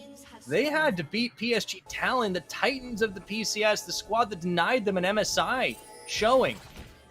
And they did it in 5 games, a back-and-forth banger of a series that I won't soon forget. Beyond Gaming, they've been crushing it against the J-Team universe. However, this is the final boss of that universe, Nightstar. And if they lose this series, it's very possible that they have a rematch against DCG, which I am sure if DCG get back to a rematch against the side of BYG, they will have a completely different approach to the series, which did seem a little bit of an anomaly. But BYG, their success in both of those first 2 series was off the back of Wako, and Wako's performance in this lane phase will be utmost priority. I do think so. Wako, talking about Beyond Gaming and their history, right? They have relied upon him to do some serious work in this year, stepping in to fill some very big shoes left by Doggo when he departed for the LPL. Wako has more than adequately performed. This organization has found strength in their new players. Oh, man. I think Minji, for his part, he's had ups and downs. And you can see it on display right now as his trading not quite as good as he would have liked. But he's been pretty impactful in the wins that Beyond have found in these playoff series. And in the win they had against CFO earlier today, well, those Weaver's Walls were putting in extra work. And those Weaver Walls will be incredibly important for them to pick off Mission and isolate Shun in these fights. Saw it time and time again in game number 2, and this time around, Husha is going to get invaded on Gemini. Husha having a bit of a stare down. Yeah, doesn't want a hard commit for this one. Steals away a couple of Krugs. Yep. Shun blocking as well, and it's just going to be a bit of an extended escort mission, but this is all farm differential. This is keeping Husha down. Now, Kino, he wanted to make a play, get a headbutt pull, and it didn't quite take, as it was a good body block from Koala. And CFO, they're just getting a stranglehold on this early game. And now we're really seeing Mission take over, because that is such an early back coming in from Minji. 3.5 minutes. Goes back, has to settle for a tier. That is a massive win in that regard. Now Mission even... and now Gemini coming in. Walking Level up. 4 dinged. Mission's out on mana at this point. That's the one saving grace. Meanwhile, up in topside, Rest pushed a little under lane by Lee Kai, who has had the better of him. He snips just a little bit. Surprisingly, Lee Kai has had sort of the flip side advantage. Yes, it hasn't been quite the dominating fashion as Mission has had in this mid lane. Ooh. He has trying to bully back. I like that. There we go. That's really good, actually. Husha going to turn things right back and around, and actually the pings come a-flying. They know Husha's even going to leave a chicken sitting there, and well, if he can't take his own Krugs, he's just going to take Gemini's. Rest is going to be in trouble here. Narbar, though, is coming up. Have to respect that as well, and they're going to maybe try and outlast it. This probably won't be a dive, just because of how close he is, Narbar, and he should be able to hold on to it for a very long time. So, yeah, they would have the seen dive won't happen, but the big thing is Husha able to catch up in Golden EXP, also gets himself this top crap. So things have stabilized from the jungle role, and in fact, it looks good for Husha instead. And it's going to boil down to how well Minji holds up into this mid lane. Can he get to level 6? Can he start roaming? Because right now, Mission is the one really dictating the pace of how this game's going to get played, because how much space he's occupying with his wave control. Koala getting spotted by the Scryer's Bloom there, and looking for the counterplay into the jungle. Always sniffing for openings, but they will settle to just clear away some vision. And it does appear that the Dragon Dispenser has been reset, Nightstar, because we got a Ocean First this time around. We did it. We did it. It's like the vending machines. You know, you gotta jiggle them a little bit, slap them, you know, smack them, make some noise, maybe curse under your breath, and then everything works. That's how technology works, right? Yeah, exactly. That's how old school tech works. You just gotta hit it a few times. I don't know, man. I think it works for computers sometimes too. Full disclaimer: I am not a technical professional. I used to be. You know, that's a story for another day, though. As the dragon does get taken down, Mission actually getting shoved onto the work ground by Minji. That's a nice trade of pace. And Beyond Gaming getting a little bit back for themselves, but they lose out on that early Drake to do it. Yeah, and if that was the flip into tower range, that would have been a completely different story. But right now, level 6 hit by Minji. He has the Ignite, and Husha going for the long con here. It's a big wraparound. He doesn't have 6, though. That's quick, critical. No Ice Bola. Yeah, Minji with the nice bait into the Ignite. Oh, boy. Mission on the run right now as he burns his own flash. Realizes it might be a dead man, but he turns back on the Chaos Storm. And Minji, he's burning. He's burning. And he stays alive through first blood for Husha. Oh, my God. Minji holds his nerve, walks away. No sweat Minji, on the impossible, brow. man. That was nice. And BYG come out with the first blood. That's big for them, being able to try and slow down Mission. They burn his flash. This has been the game plan coming in from PSG and their approach. As now Husha. Oh, man. He's got 6 too. He's talking business. Oh, that flash. Oh, my Yeah. Lord. Man, you got to be careful with that solo bolo in the pocket. Gemini walks away, flashes before. Remember the back disadvantage as well. He hadn't actually backed away, and Husha had, which meant he had those boots with the cooldown. Yeah, and he also has a level advantage. Whereas on the flip side, Gemini still looking for level 6. The good thing is, though, he will have his ultimate and a bit of a timing window where Husha won't have the ult to respond. And now the tension will start shifting from the side lanes back into this mid lane because of that missing flash, right? It's all about trying to kill Mission, or on the flip side, it's about CFO now pulling Koala into the mid lane to deter that extra pressure. Yeah, that's the play for sure. We'll check back in with bot, though. It's been a lot quieter than the rest of this series so far. No kill threat, no kill pressure. The Kalista not going to do nearly as much to an Aphelios. CFO look to start off on this Herald. So far, they've had great Herald control this entire series. Near perfect, I want to say. I think but for the game that they lost. And yeah, this is happening in Vision. They know with Scuttle Crab secured earlier on by Husha from that long wraparound top that this is going to be in sight, but they're not in danger of losing anything except, you know, a bit of their own jungle. And I think Gemini's accepted that. His over-aggression gets a little punished, not in the form of a kill, but in the fact that Husha was able to counter-jungle him effectively. And they're able to get the blue donated over. Ooh, lots of plates to Minji. too. Really, really nice. This is such a nice setup.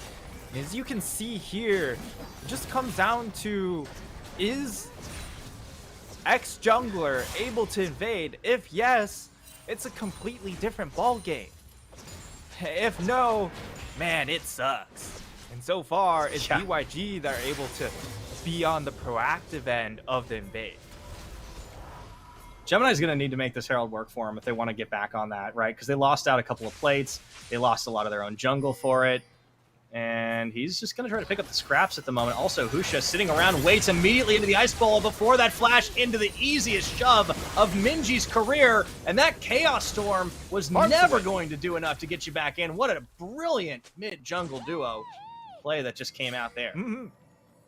And BYG learning a trick from the PSG playbook here as they just continuously pick on Mission. But here's the thing, Mission can't opt for an early stopwatch because he's just so far behind in his item build this time around. Exactly. He is so far down, and for the side of BYG, this is a sore point that they're going to continue to try and exploit.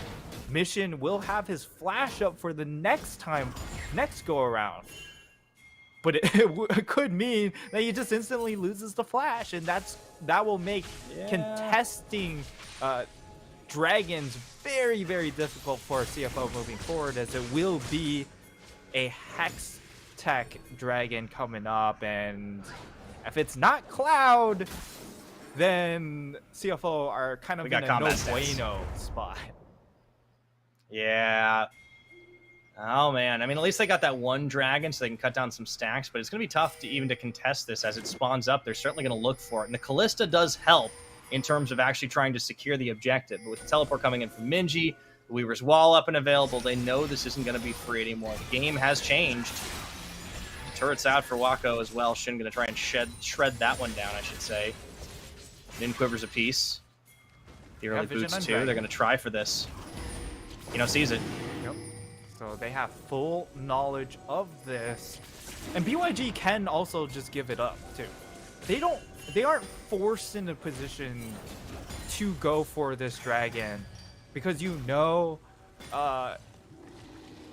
next one, if it ends up being a combat one, you're very happy with that result as well.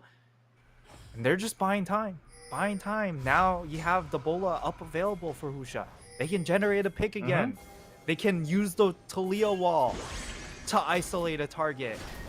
There's so many options available to BYG.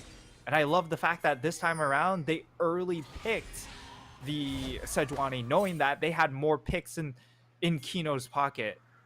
Oh, they have to pop Herald soon. Like, this just hasn't even been used by Gemini. I wouldn't be surprised if he just puts it back mid. But the Dragon's going to get started up by Beyond Gaming here. It's a slow start, not full committed. Mission's around the TP tower. coming in from the Gnar onto tower. This is pre-14. Minji with the ball. Here comes that wall. Gonna split Koala from the rest of the team. The Rift Herald does get popped as they had to use this one, but Dragon on the other side, it doesn't get stolen away, though Gemini tried. And now the fight's on. Likai isolated for a second, but that's some low health bars on the opposite side. They will open up by taking Likai out of this one. As we look for more here, Kino going low, so is Husha, but they're not quite out just yet. The pullback in, Koala using the last of his health bar, but he is able to get it and stay alive in the boot. They'll bring Rest in with the boulders. He's able to take the cow down. That's 3 kills for none. The Dragon might go over the way of Beyond Gaming, but still CFO find the answer. And it just comes down to the side of BYG. They ran out of resources. He ran out of mana in that fight. And all of a sudden, CFO could turn around and look for the fight because they ran out of cooldowns as well. This turret plate will go down. Let's see it See again. the replay. The wall comes through. It's a good wall. The only issue is, you know, you're engaging on Squall. Look up top. That's Mission. Now he isn't under pressure. He can walk up. And all he had to do was press ult. It repositions afterwards, but damage is done. You look at the mana bars left on the side of BYG. They don't have Gnar bars coming. So their staying power in the fight, unfortunately, not there. And Kino will end up eating a rock. Yeah, he was gonna get bopped if he didn't get rocked, unfortunately. So the gold. I mean, it's gold into the Gnar pocket. It's Mission's feeling pretty good about himself as he positions in the choke, and they draw so much pressure from Koala. And that's just CFO recognizing the cooldown difference right there. Yeah, they don't get the Dragon, but hey, it's a Mountain Rift too. So they're going to get a lot harder to kill if they keep picking these up. Mountain Rift is certainly going to be great for both of these teams. And Minji could come under fire. Big thing. Mission. Okay, this is picked. Yep. Everyone's coming over. All right. Husha has all. Looking for it. They do get the stun off into the second Cyclone. Kino's but Husha here. is big. Is he big enough? Here comes Kino the Chaos Storm. Rest is keeping everybody else at bay right now. And good Husha's tanking through that, but so is Gemini right now. And even though he's got the clone out, they still resist the damage. He goes for more, looking for Kino. Looking for those health bars. Everybody's going low, but nobody was going down for way too long. Wako takes Gemini out, and Husha going to look at Rest. Meanwhile, the rest of CFO cleanup. It's an absolutely chaotic fight around the side. 3 for 3. What do you make of that one? Oh, that was a complete mess of a situation. That's what I think of that one, Pyra. And it's going to be even trades. So, all things considered, BYG get a slight advantage because they can turn their attention over to that Rift Herald. And on the flip side, it will be Shun be able to get first tower. So, temporarily winning out on that gold trade for now is CFO. But with this extra Herald, you get the extra 200 local gold and turn into another tower to even things up. Unfortunately, they won't be able to secure the crab afterwards. So full gold isn't quite theirs. We'll see the replay. The collapse onto Minji is good. Gets caught. This is nice. It is good. They aren't able to one-tap him, though. So once the flash comes through, he's able to reset the fight. And then Husha goes in knowing that, hey, I've got support coming in a little bit faster. And they come in, collapse, great flick once more. The tandem of Likai and Minji doing a lot of work in that fight. Unfortunately, without the burst, it just gives them a little bit more health that Wako has to come through and wipe them off the map. That was like 2 or 3 different fights going on at the same time. It was definitely chaos for sure. But as the dust settles, though, I think one thing to note is that both Wako and Shun walked away with kills. Yes. So both carries a little bit accelerated in that sense, whereas Husha is the one that's been picking them up previously. And you don't really want that on the Sejuani's team by comparison. I think CFO went out just a little bit more, especially because of all the tower damage that was done earlier, first by the late Shelly pop, but then Shun finishing it off before he joins the fight. So this Kalista started to become accelerated, and it's going to be harder for Beyond to start contesting the objectives in the straight-up 5v5s. They're going to have to find those set plays if they want to get the wins. For BYG, at the very least, they do have a good chunk of gold into Wako. Right? Wako on this Aphelios has the potential to 1v9, especially against a Kalista, who he's going to have a big range advantage against. Unfortunately, though, a dragon seeded away. Yep, that is a small concern. Where CFO are the ones to just walk over and secure this objective for themselves. Leads me to think BYG, they're just trying to stall out, wait for the second or third item to come through for this Aphelios. As Gemini is in a pretty sneaky position here. Thankfully, in full vision, though, doesn't want to get denied by Kino. Yep. Might still try it. Oh, okay. Looks to bait something out there. Doesn't really lose much of a cooldown for it. And, well, the bot's pushing pretty hard as well. You got to be careful not to get collapsed on, though, CFO. Minji could be coming down. Talia. Could be a wall position. Has a lot of rocks to play with this game on a mountain rift. Oh, a lot of terrain. Here it comes. They're going to back away, though. And they're on the right side of it, unfortunately. So that cooldown gets burned, not for a whole lot. Fortunately, just didn't have quite the angle to seal off the avenues of retreat. Like the attempt, though. And yeah, you got to look for those, right? I think Minji Talia has definitely been a treat to watch. He's always using the Weaver's Wall first to try and find something, and it's an oldie but a goodie. Yeah, and in this particular game, TFO, with their solo lane advantage, is really trying to drive it home. 3-1-2 on the Gnar, has Trinity Force completed, has a 20 CS lead. Minji getting collapsed upon, teleport coming in behind him. He is most likely dead. Flash. He's got Ghost. He used it. He tried to get the outplay, but he knew he was going to be a dead man. Shun gets gold into his pocket. Yes, the tower falls. Probably going to anyways. Nicely done, but now there's going to be a Herald play in the mid. Beyond are going to look to make something out of this. Now they back away. They only get a charge. They won't be able to get the tower because of the collapse possibly coming in from the side of CFO. Are so fast. Yeah. So fast on the map, Nightstar. Like, that does seem to be the difference. Even in the games where they're behind, CFO are always finding a play. And that's just because this team, I think they just understand the tempo they can work with at any given moment. They've just constantly leveled up their game coming into playoffs. We saw a lot of issues during the regular split. They weren't rotating on the map effectively. They were really slow at making moves. They were really slow at asserting their leads. Those problems seem to have resolved themselves quite a bit. It's a much different CFO we're getting. We are getting that very decisive CFO where they get a lead, they come at you, and they overwhelm you.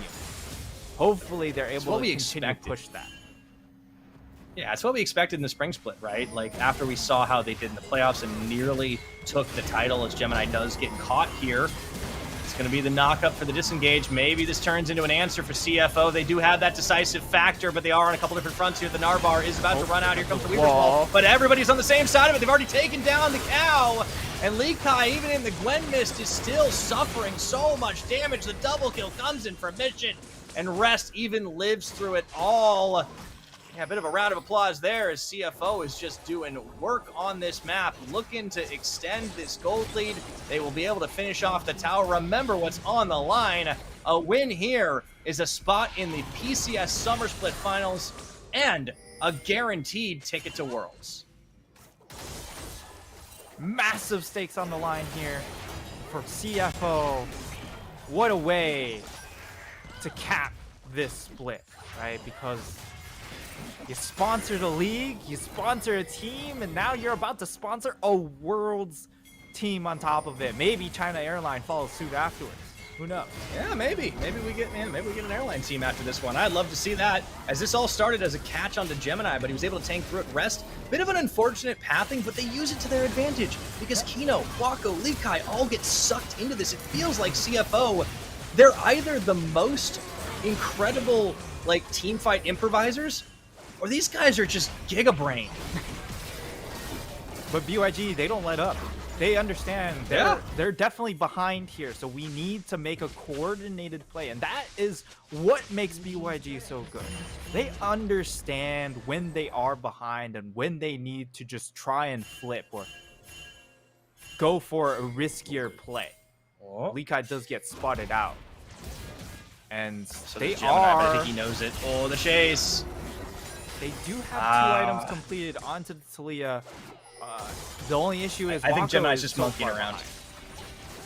Yeah, you need your Thelius to be in a much better place than this, and he's sitting on a Gale Force and a bargain bucket of swords. Unfortunately, that does mean that this Mountain Dragon hard to contest here, especially with the full Gnar bar of rest coming up, and Beyond know it. But you're right, Nightstar. This is a team that recognizes when they're behind, that recognizes that they have to find movements on the map somewhere. When they found most of their wins in the regular split, they don't win out in the early game. They barely win out in the mid game. They always find a comeback. And they're not committing to a Baron flip, because that Dragon goes a little too fast with the Callista, but it's not Soul yet. It is, however, Soul Point. At the very least, the Philios doesn't really care about the extra resistances. Yes, it's a little bit difficult for him to chew, but once he gets to those item breakpoints, he will be able to still shred these targets. The only issue and drawback is the fact that you have Talia and Gwen, a Gwen that's very far behind, mind you, and there's already a decent chunk of magic resistance stacking happening, and that will just get harder and harder for these AP driven champions to be able to find damage in these fights because of the extra resistance building. It is possible that some of the hubris of CFO in their lead will be their downfall. Once again, directing everyone's attention to the item builds of Mission. He goes for the Medjai's with 10 stacked Dark Seal. Does not have a stopwatch. Does have magic resistance though. That's true. He's got Merc Treads. Yeah, this and time a mantle. he stopped going for the Sork Boots and gone for the Merc Treads, which I think is a great adaptation. Oh. For the play. Oh, they actually find the stun off Kino, getting the knockup. Do they have the follow-up damage? Mission immediately flashing to try and get out of that one. Merc Tread certainly paying off, but do they have the fight turnaround? They take the Gwen out. Lekai just not big enough here, and Wako gets popped down to 0. The fight turnaround, Gemini keeping the backline at bay, and Minji limping away as Rest looks for a boulder angle, can't quite find it, even through the double kill, shoves the Talia out of the wall. That's the ace. They're going for more. The death timers may not be long enough to end, but by golly, they're gonna try. Yeah, they are going to try here. As Kino will be up in 7 seconds. It will be the inhib to go down. But all right, even if they don't end it, look at how much of the map is just gone from the side of BYG. They are fighting a very uphill struggle at this point. They go for the flip, throw down their CC onto Mission. Because he doesn't instantly burst and instantly pop, well, that's kind of the rest of it. Yeah, let's take a look at the start of it. It looks Great like a great setup, a great turnaround. That Bolo, just massive, and they get the knockup, but the rest of them kept at bay. Kino doesn't have the damage. Lekai gets isolated, and the Gwen just gets deleted. And that was it. Yep. Just way too much damage from the side of CFO. And for Wako, he's trying to get the damage down as the Philios, unfortunately. Oh. Yeah, that was the Get cherry off the on wall. top. Man, he just Humpty Talia Dumpty'd on him. top. That was great. I mean, Rest has just had an absolute field day on this note. I think at least 3 out of 4 games here, he has just handled Lekai and had so much more impact. The Baron is on now. Rest is body blocking. This Gnar has been huge. You have to try and contest this, but they're not finding an opening through the choke. That's the play. Rest is going to go for something. Doesn't have a Gnar angle. There he goes. Gets Kino, gets Minji, soloing out, and CFO are flexing their might here. They are looking to shut out Beyond Gaming in 4 games. Have they gone too far? I don't know, but they carved themselves off a flank of beef. That's Kino out of this one. The health bars are a little bit low, and maybe there's something left in the tank for Beyond Gaming, but with those Chaos Storms brewing, you've got to be so careful. That's going to be the end of the push for now, but I don't think Rest got the memo. Rest is by himself. Hello? He's the BM king. He doesn't care. He doesn't care about what's going on, the logic of the game. He's unkillable. He's a 5-1 Gnar Nightstar. It's a force of nature, and he's got one. He's an absolute force of nature, and you know what he has by his side? CFO, but also a 25 stack Medjai's on his mid laner. Mission. Oh man, I mean that thing paid off for itself. It was almost full stacked up to that last. He buys the Banshee's Veil out now, and yeah, let this always be a lesson. Build some defense, build some MR. Husha popping back into. Oh my goodness, Rest is drawing 3. He gnars. I think he's gonna live in time for CFO to get through here, and they just don't have damage here with now the collapse. This is it. Looking to cut off. Benji's going for, Husha just drops before it even begins proper, and now it's just going to look for cleanup as Koala gets jumped on, but it doesn't really matter. Mission getting a godlike kill for himself, and it is all about the end for CFO. There's nothing Beyond Gaming can do as they just say, screw the towers, we want the base. Cleaning Minji up, looking for Likai as he heads himself to the fountain, but can't even make it in time. That's the ace. They move themselves on to inhibitors, and 28 minutes is the game timer. 28.5 is the time of death, and CFO, with that fight, punch their ticket to the 2022 World Championships. Welcome to World, CFO, because that was a statement game to do so. Wow. Wow. That's all we can say. High fives all around, and they missed out on MSI, but in their first year in these jerseys, CFO, a team chock full of veteran talent, and one high-flying rookie. You best not forget him. His name is Shun, and he's coming for everybody at Worlds. And you better not doubt the might on top and down of this roster, because Rest put on an absolute clinic this series. Mission as well, really dominating the lane phase, but Rest, when it came to these team fights, constantly just ignore the ornament, like constantly was just tooling everyone else on the side of the village. It was in their face, trouncing them, throwing out the CC, throwing out the damage. They were behind early. This was starting to look like a game that was going to flip back around in favor. We were questioning when Mission was getting shut down in the lane phase. Is this going to be a tilt Mission game? Well, he wises up. He builds the Merc Treads. He gets himself out of insta-burst range, and all of a sudden he gets a couple more kills. Yeah, he gets his confidence, gets his swagger back. Man. And the Callista paid off huge in the contests. The fact that they were able to funnel gold and Shun, it's not the same explosive pop-off team fight, but it didn't have to be. Rest was massive. And for all of these veteran players on the CFO side, getting a berth at Worlds, a chance at that title, representing the PCS, whether it is the first or second seed, we'll have to see what the results of the finals are. But Nightstar, these players, for many of them, they haven't been in 2 or 3 years in the case of Rest. Back when it was J-Team and the LMS he was representing. These other players for Gemini, for Mission, for Koala, well, they were Machi Esports back in 2020, and they're going to get a shot once again at the Summoners Cup. And man, for Shun, I can't think of a better rookie to be making an appearance there. Obviously, we still got a finals left to play. I don't know if this is going to be a play-ins team or a main team, but they have certainly made a statement here today, and whew, it's good to see. Once more, we send our hotshot rookie 80 carries straight to Worlds, baby. Yeah, we do. Oh, here's the question: Is Shun better than Doggo? I have to ask that. Ooh, that's a tough question. And do you take 2021 Doggo or 2022 Shun? You probably take Doggo because he did go to MSI. That's true, he did.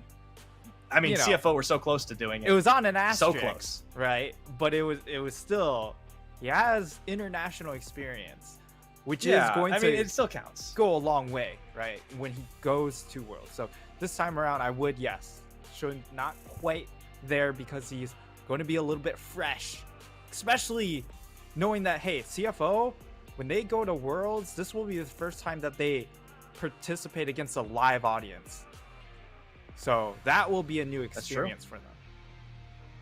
It's really going to be big, but they have to get through the next series as well. And we don't know who they're going to face yet. It very well could be a rematch against Mega Bank Beyond Gaming. The Battle of the Banks certainly delivered in 4 games, but CFO, they absolutely trounced in their victories.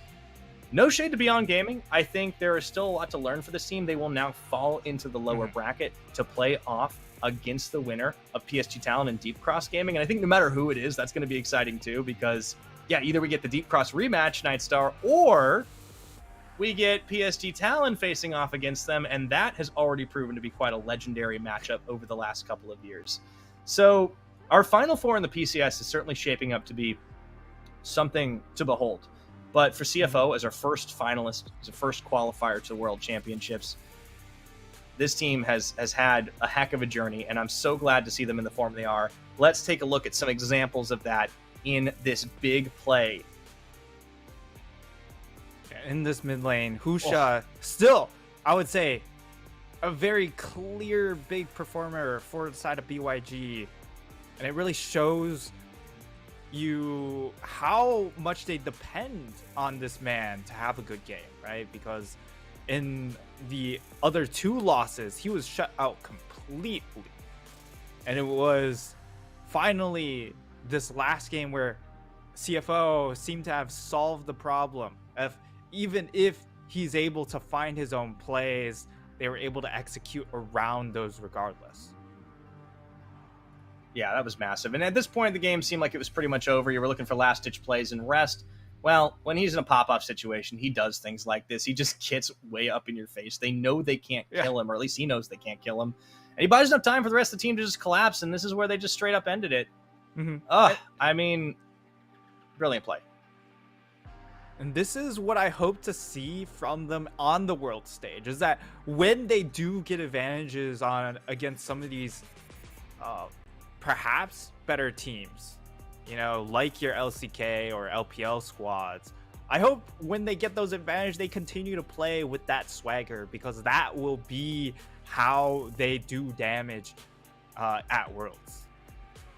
Yeah, CFO are not a team to give up on a lead. They may potentially get outplayed by opponents with the superior macro sense, but keep in mind, this is a team that's managed to upend PSG Talon, who for such a long time were our macro kings of the PCS. Yes, they've made some changes to their roster. I do think, though, that overall it's been a significant upgrade for PSG. I don't know how CFO are going to perform at the World Championships, but if it looks like this series, if the finals looks like this series, oh boy, they are going to be a little terrifying. And yeah, there is a lot of veteran presence to coalesce around Shun, and you saw it on full display here. Years and years of experience and a dominating performance in this final game after the first 10 land CFO into the grand finals of the PCS to await whichever team joins them there. Look at the damage output coming in from those solo laners on the side of CFO. You talked about it. This was something Beyond we're going to have to handle today, and well, they couldn't. Yep, unfortunately they fell short. BYG, I still like how they play as a team. It's very much about finding the five-man play rather than the individual plays. You even saw Likai on the Fiora coming in for team fights, which is usually not how you play the Fiora. But Rest, clear MVP vote. He was just absolute machine towards the end of the game, dipping and weaving and using that Mega Gnar to great effect. Yeah, you can see him pointing to the big brain. Well, he certainly had one and knew exactly how to press the buttons at which time. It's not just hands diff. I think this team definitely had a bit of a mental diff. Just a lot of things going their way, and they knew how to lead the game to its conclusion. Once they got themselves ahead on the board, CFO are just so dominating at that. A fantastic performance for them. A congratulations on the 3-1 victory to move into the finals to guarantee themselves a shot at the World Championships. And we'll have to see if they're going to be our first or second seed, and what any of our other remaining teams will have to say about that, Nightstar. Yeah, and we'll see what the side of CFO have to say about who they think they will play in the finals. That's definitely something to look out. It's coming up. A little bit of a preview for things ahead. I am hearing that we are going to be having an interview with Koala right after this, but we'll have to see. So stick around. You won't want to miss it. Oh, we're not ready yet. We're going to take a little more time. We can talk about CFO more, Nightstar. So yeah, like, okay, well that's it. Actually, now we're ready. We're going to have an interview with Koala. We'll see you in a few.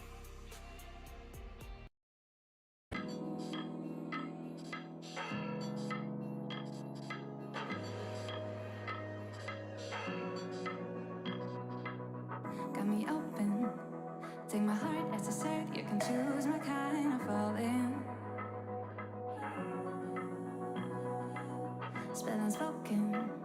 Lift me up, bring me down, it's not faking, it's not crawling.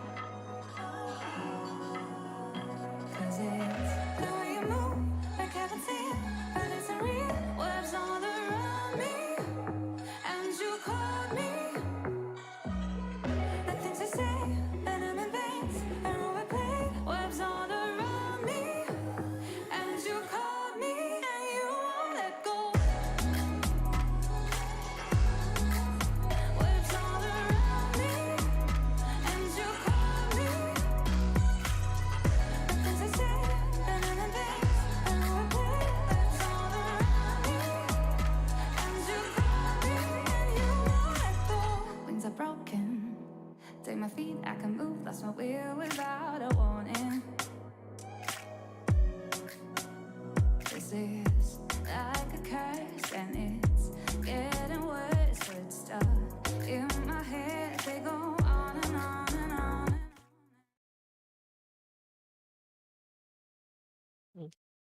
欢迎来到赛后采访，我是主持人励志。首先恭喜 CFO 拿下今天本场比赛的胜利。Hey guys, I'm Riri Drew and welcome to the post-match winner interview. Today we have CFO's MVP Amumu Support. Koala, can you introduce yourself, please? 那今天邀请到辅助位的 MVP 阿姆姆吴伟雄来到采访期，先跟大家打个招呼吧。好，我是 CFO 的辅助 Koala。So, firstly, of course, huge congratulations on today's win. With this victory, the team is guaranteed to go to Worlds. Has that sunk in yet? And how do you feel? 那首先当然要恭喜 CFO 获得了 PCS 赛区的第1张世界赛门票。现在的感受如何呢？然后觉得今天的表现怎样？就现在就非常开心嘛，至少，就去年也没出国嘛，然后就现在获得就是第1张门票，然后就非常开心，然后也觉得今天的表现自己的话，我还非常满意吧，因为至少今天的操作都还不错。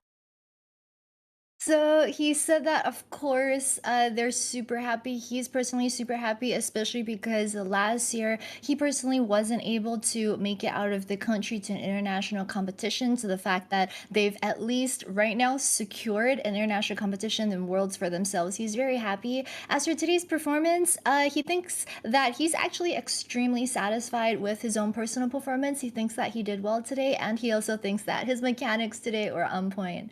So the next question is about, as you mentioned, you didn't make it to Worlds last year. Also, CFO as a squad just narrowly missed out on MSI after the spring split finals.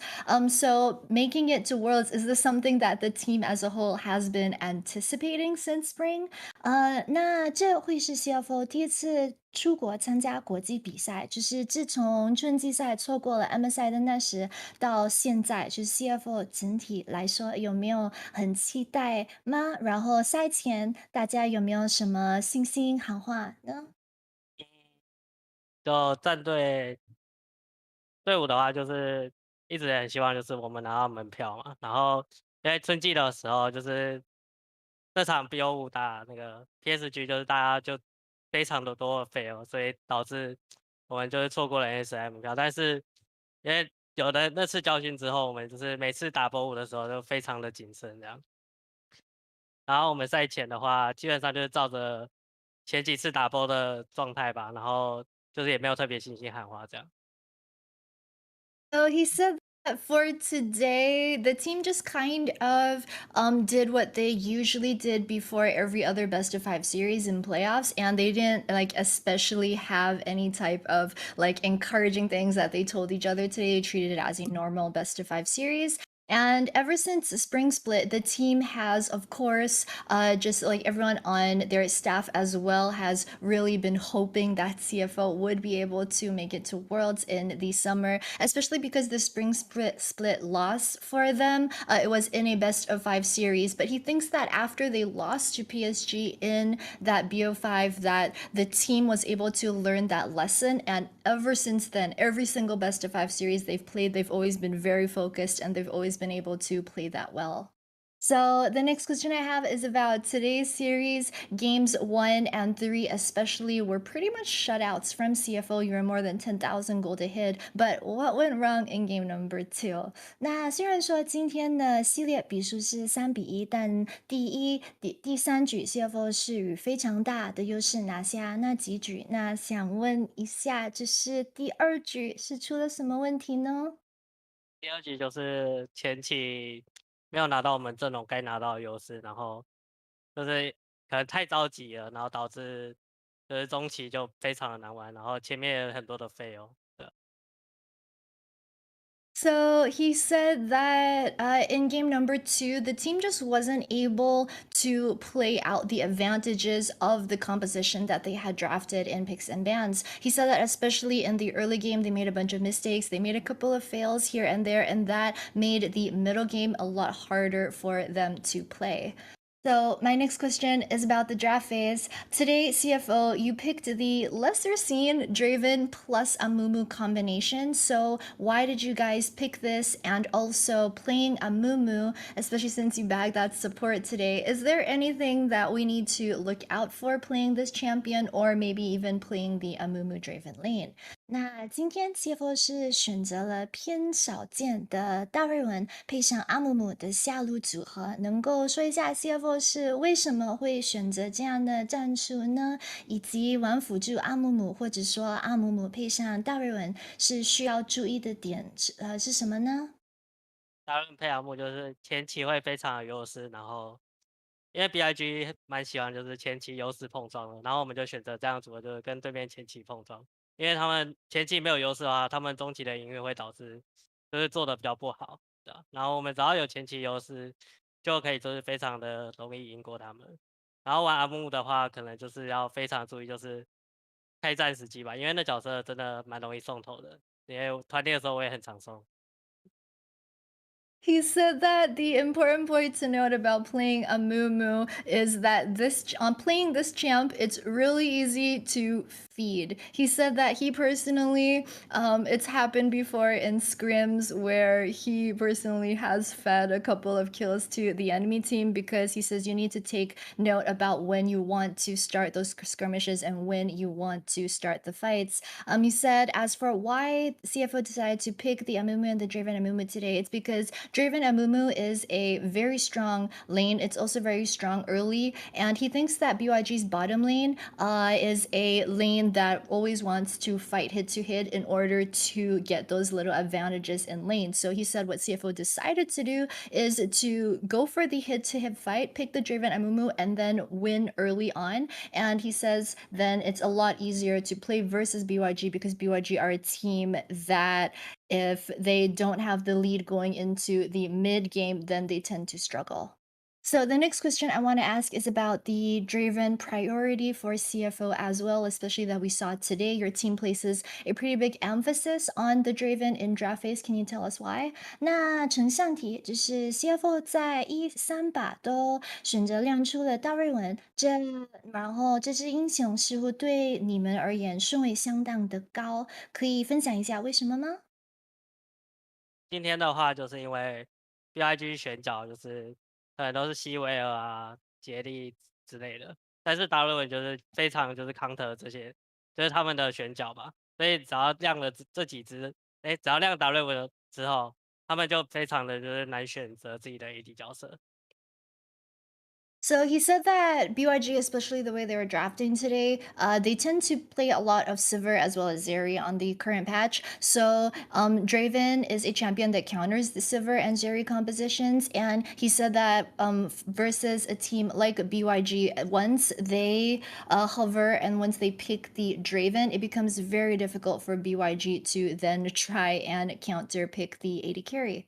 So we saw CFO's mic check because your team released that video yesterday for playoffs. And in comparison to some other teams, CFO actually doesn't talk a lot during comms, and you guys tend to be very calm during the team fights. So is this because the team have practiced so much with each other already that you know instinctively what everyone's going to do or what's going on?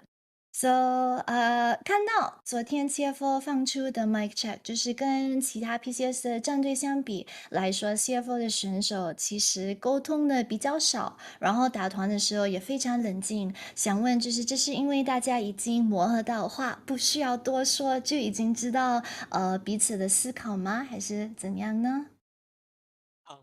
因为我们队伍年纪比较大，所以打会战的时候，如果讲太多话，可能会导致就是下一波会战会比较累，这样，然后也会导致可能 BO5就是可能打你1、2、3场打完之后，可能4、5场就打不下去，所以我们就尽量减少沟通这样。然后你看，因为你自己看，就是我们 AD 就是小顺嘛，然后他们年纪比较就是轻啊，所以他就是会战的时候他特别多话这样。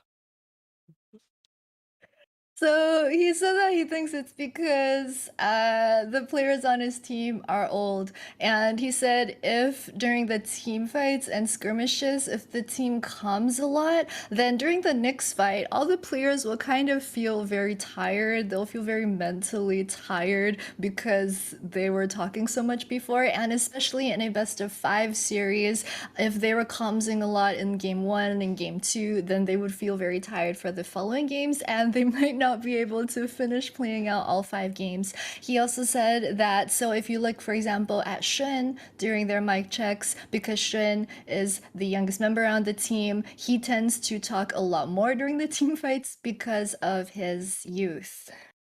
So, the casters, analysts, and also players that we talked to last week said that the top teams in PCS this season are very close in terms of skill. So, do you think CFO is the top team in PCS right now, or do you think there's another team that can challenge you? 那直播赛评以及采访过的选手，大家都认为这季就是 PCS 前段班的战队实力都非常接近。那 Koala 会认为 CFO 是现在 PCS 的最强队伍吗？或者说哪一支战队能够挑战 CFO 呢？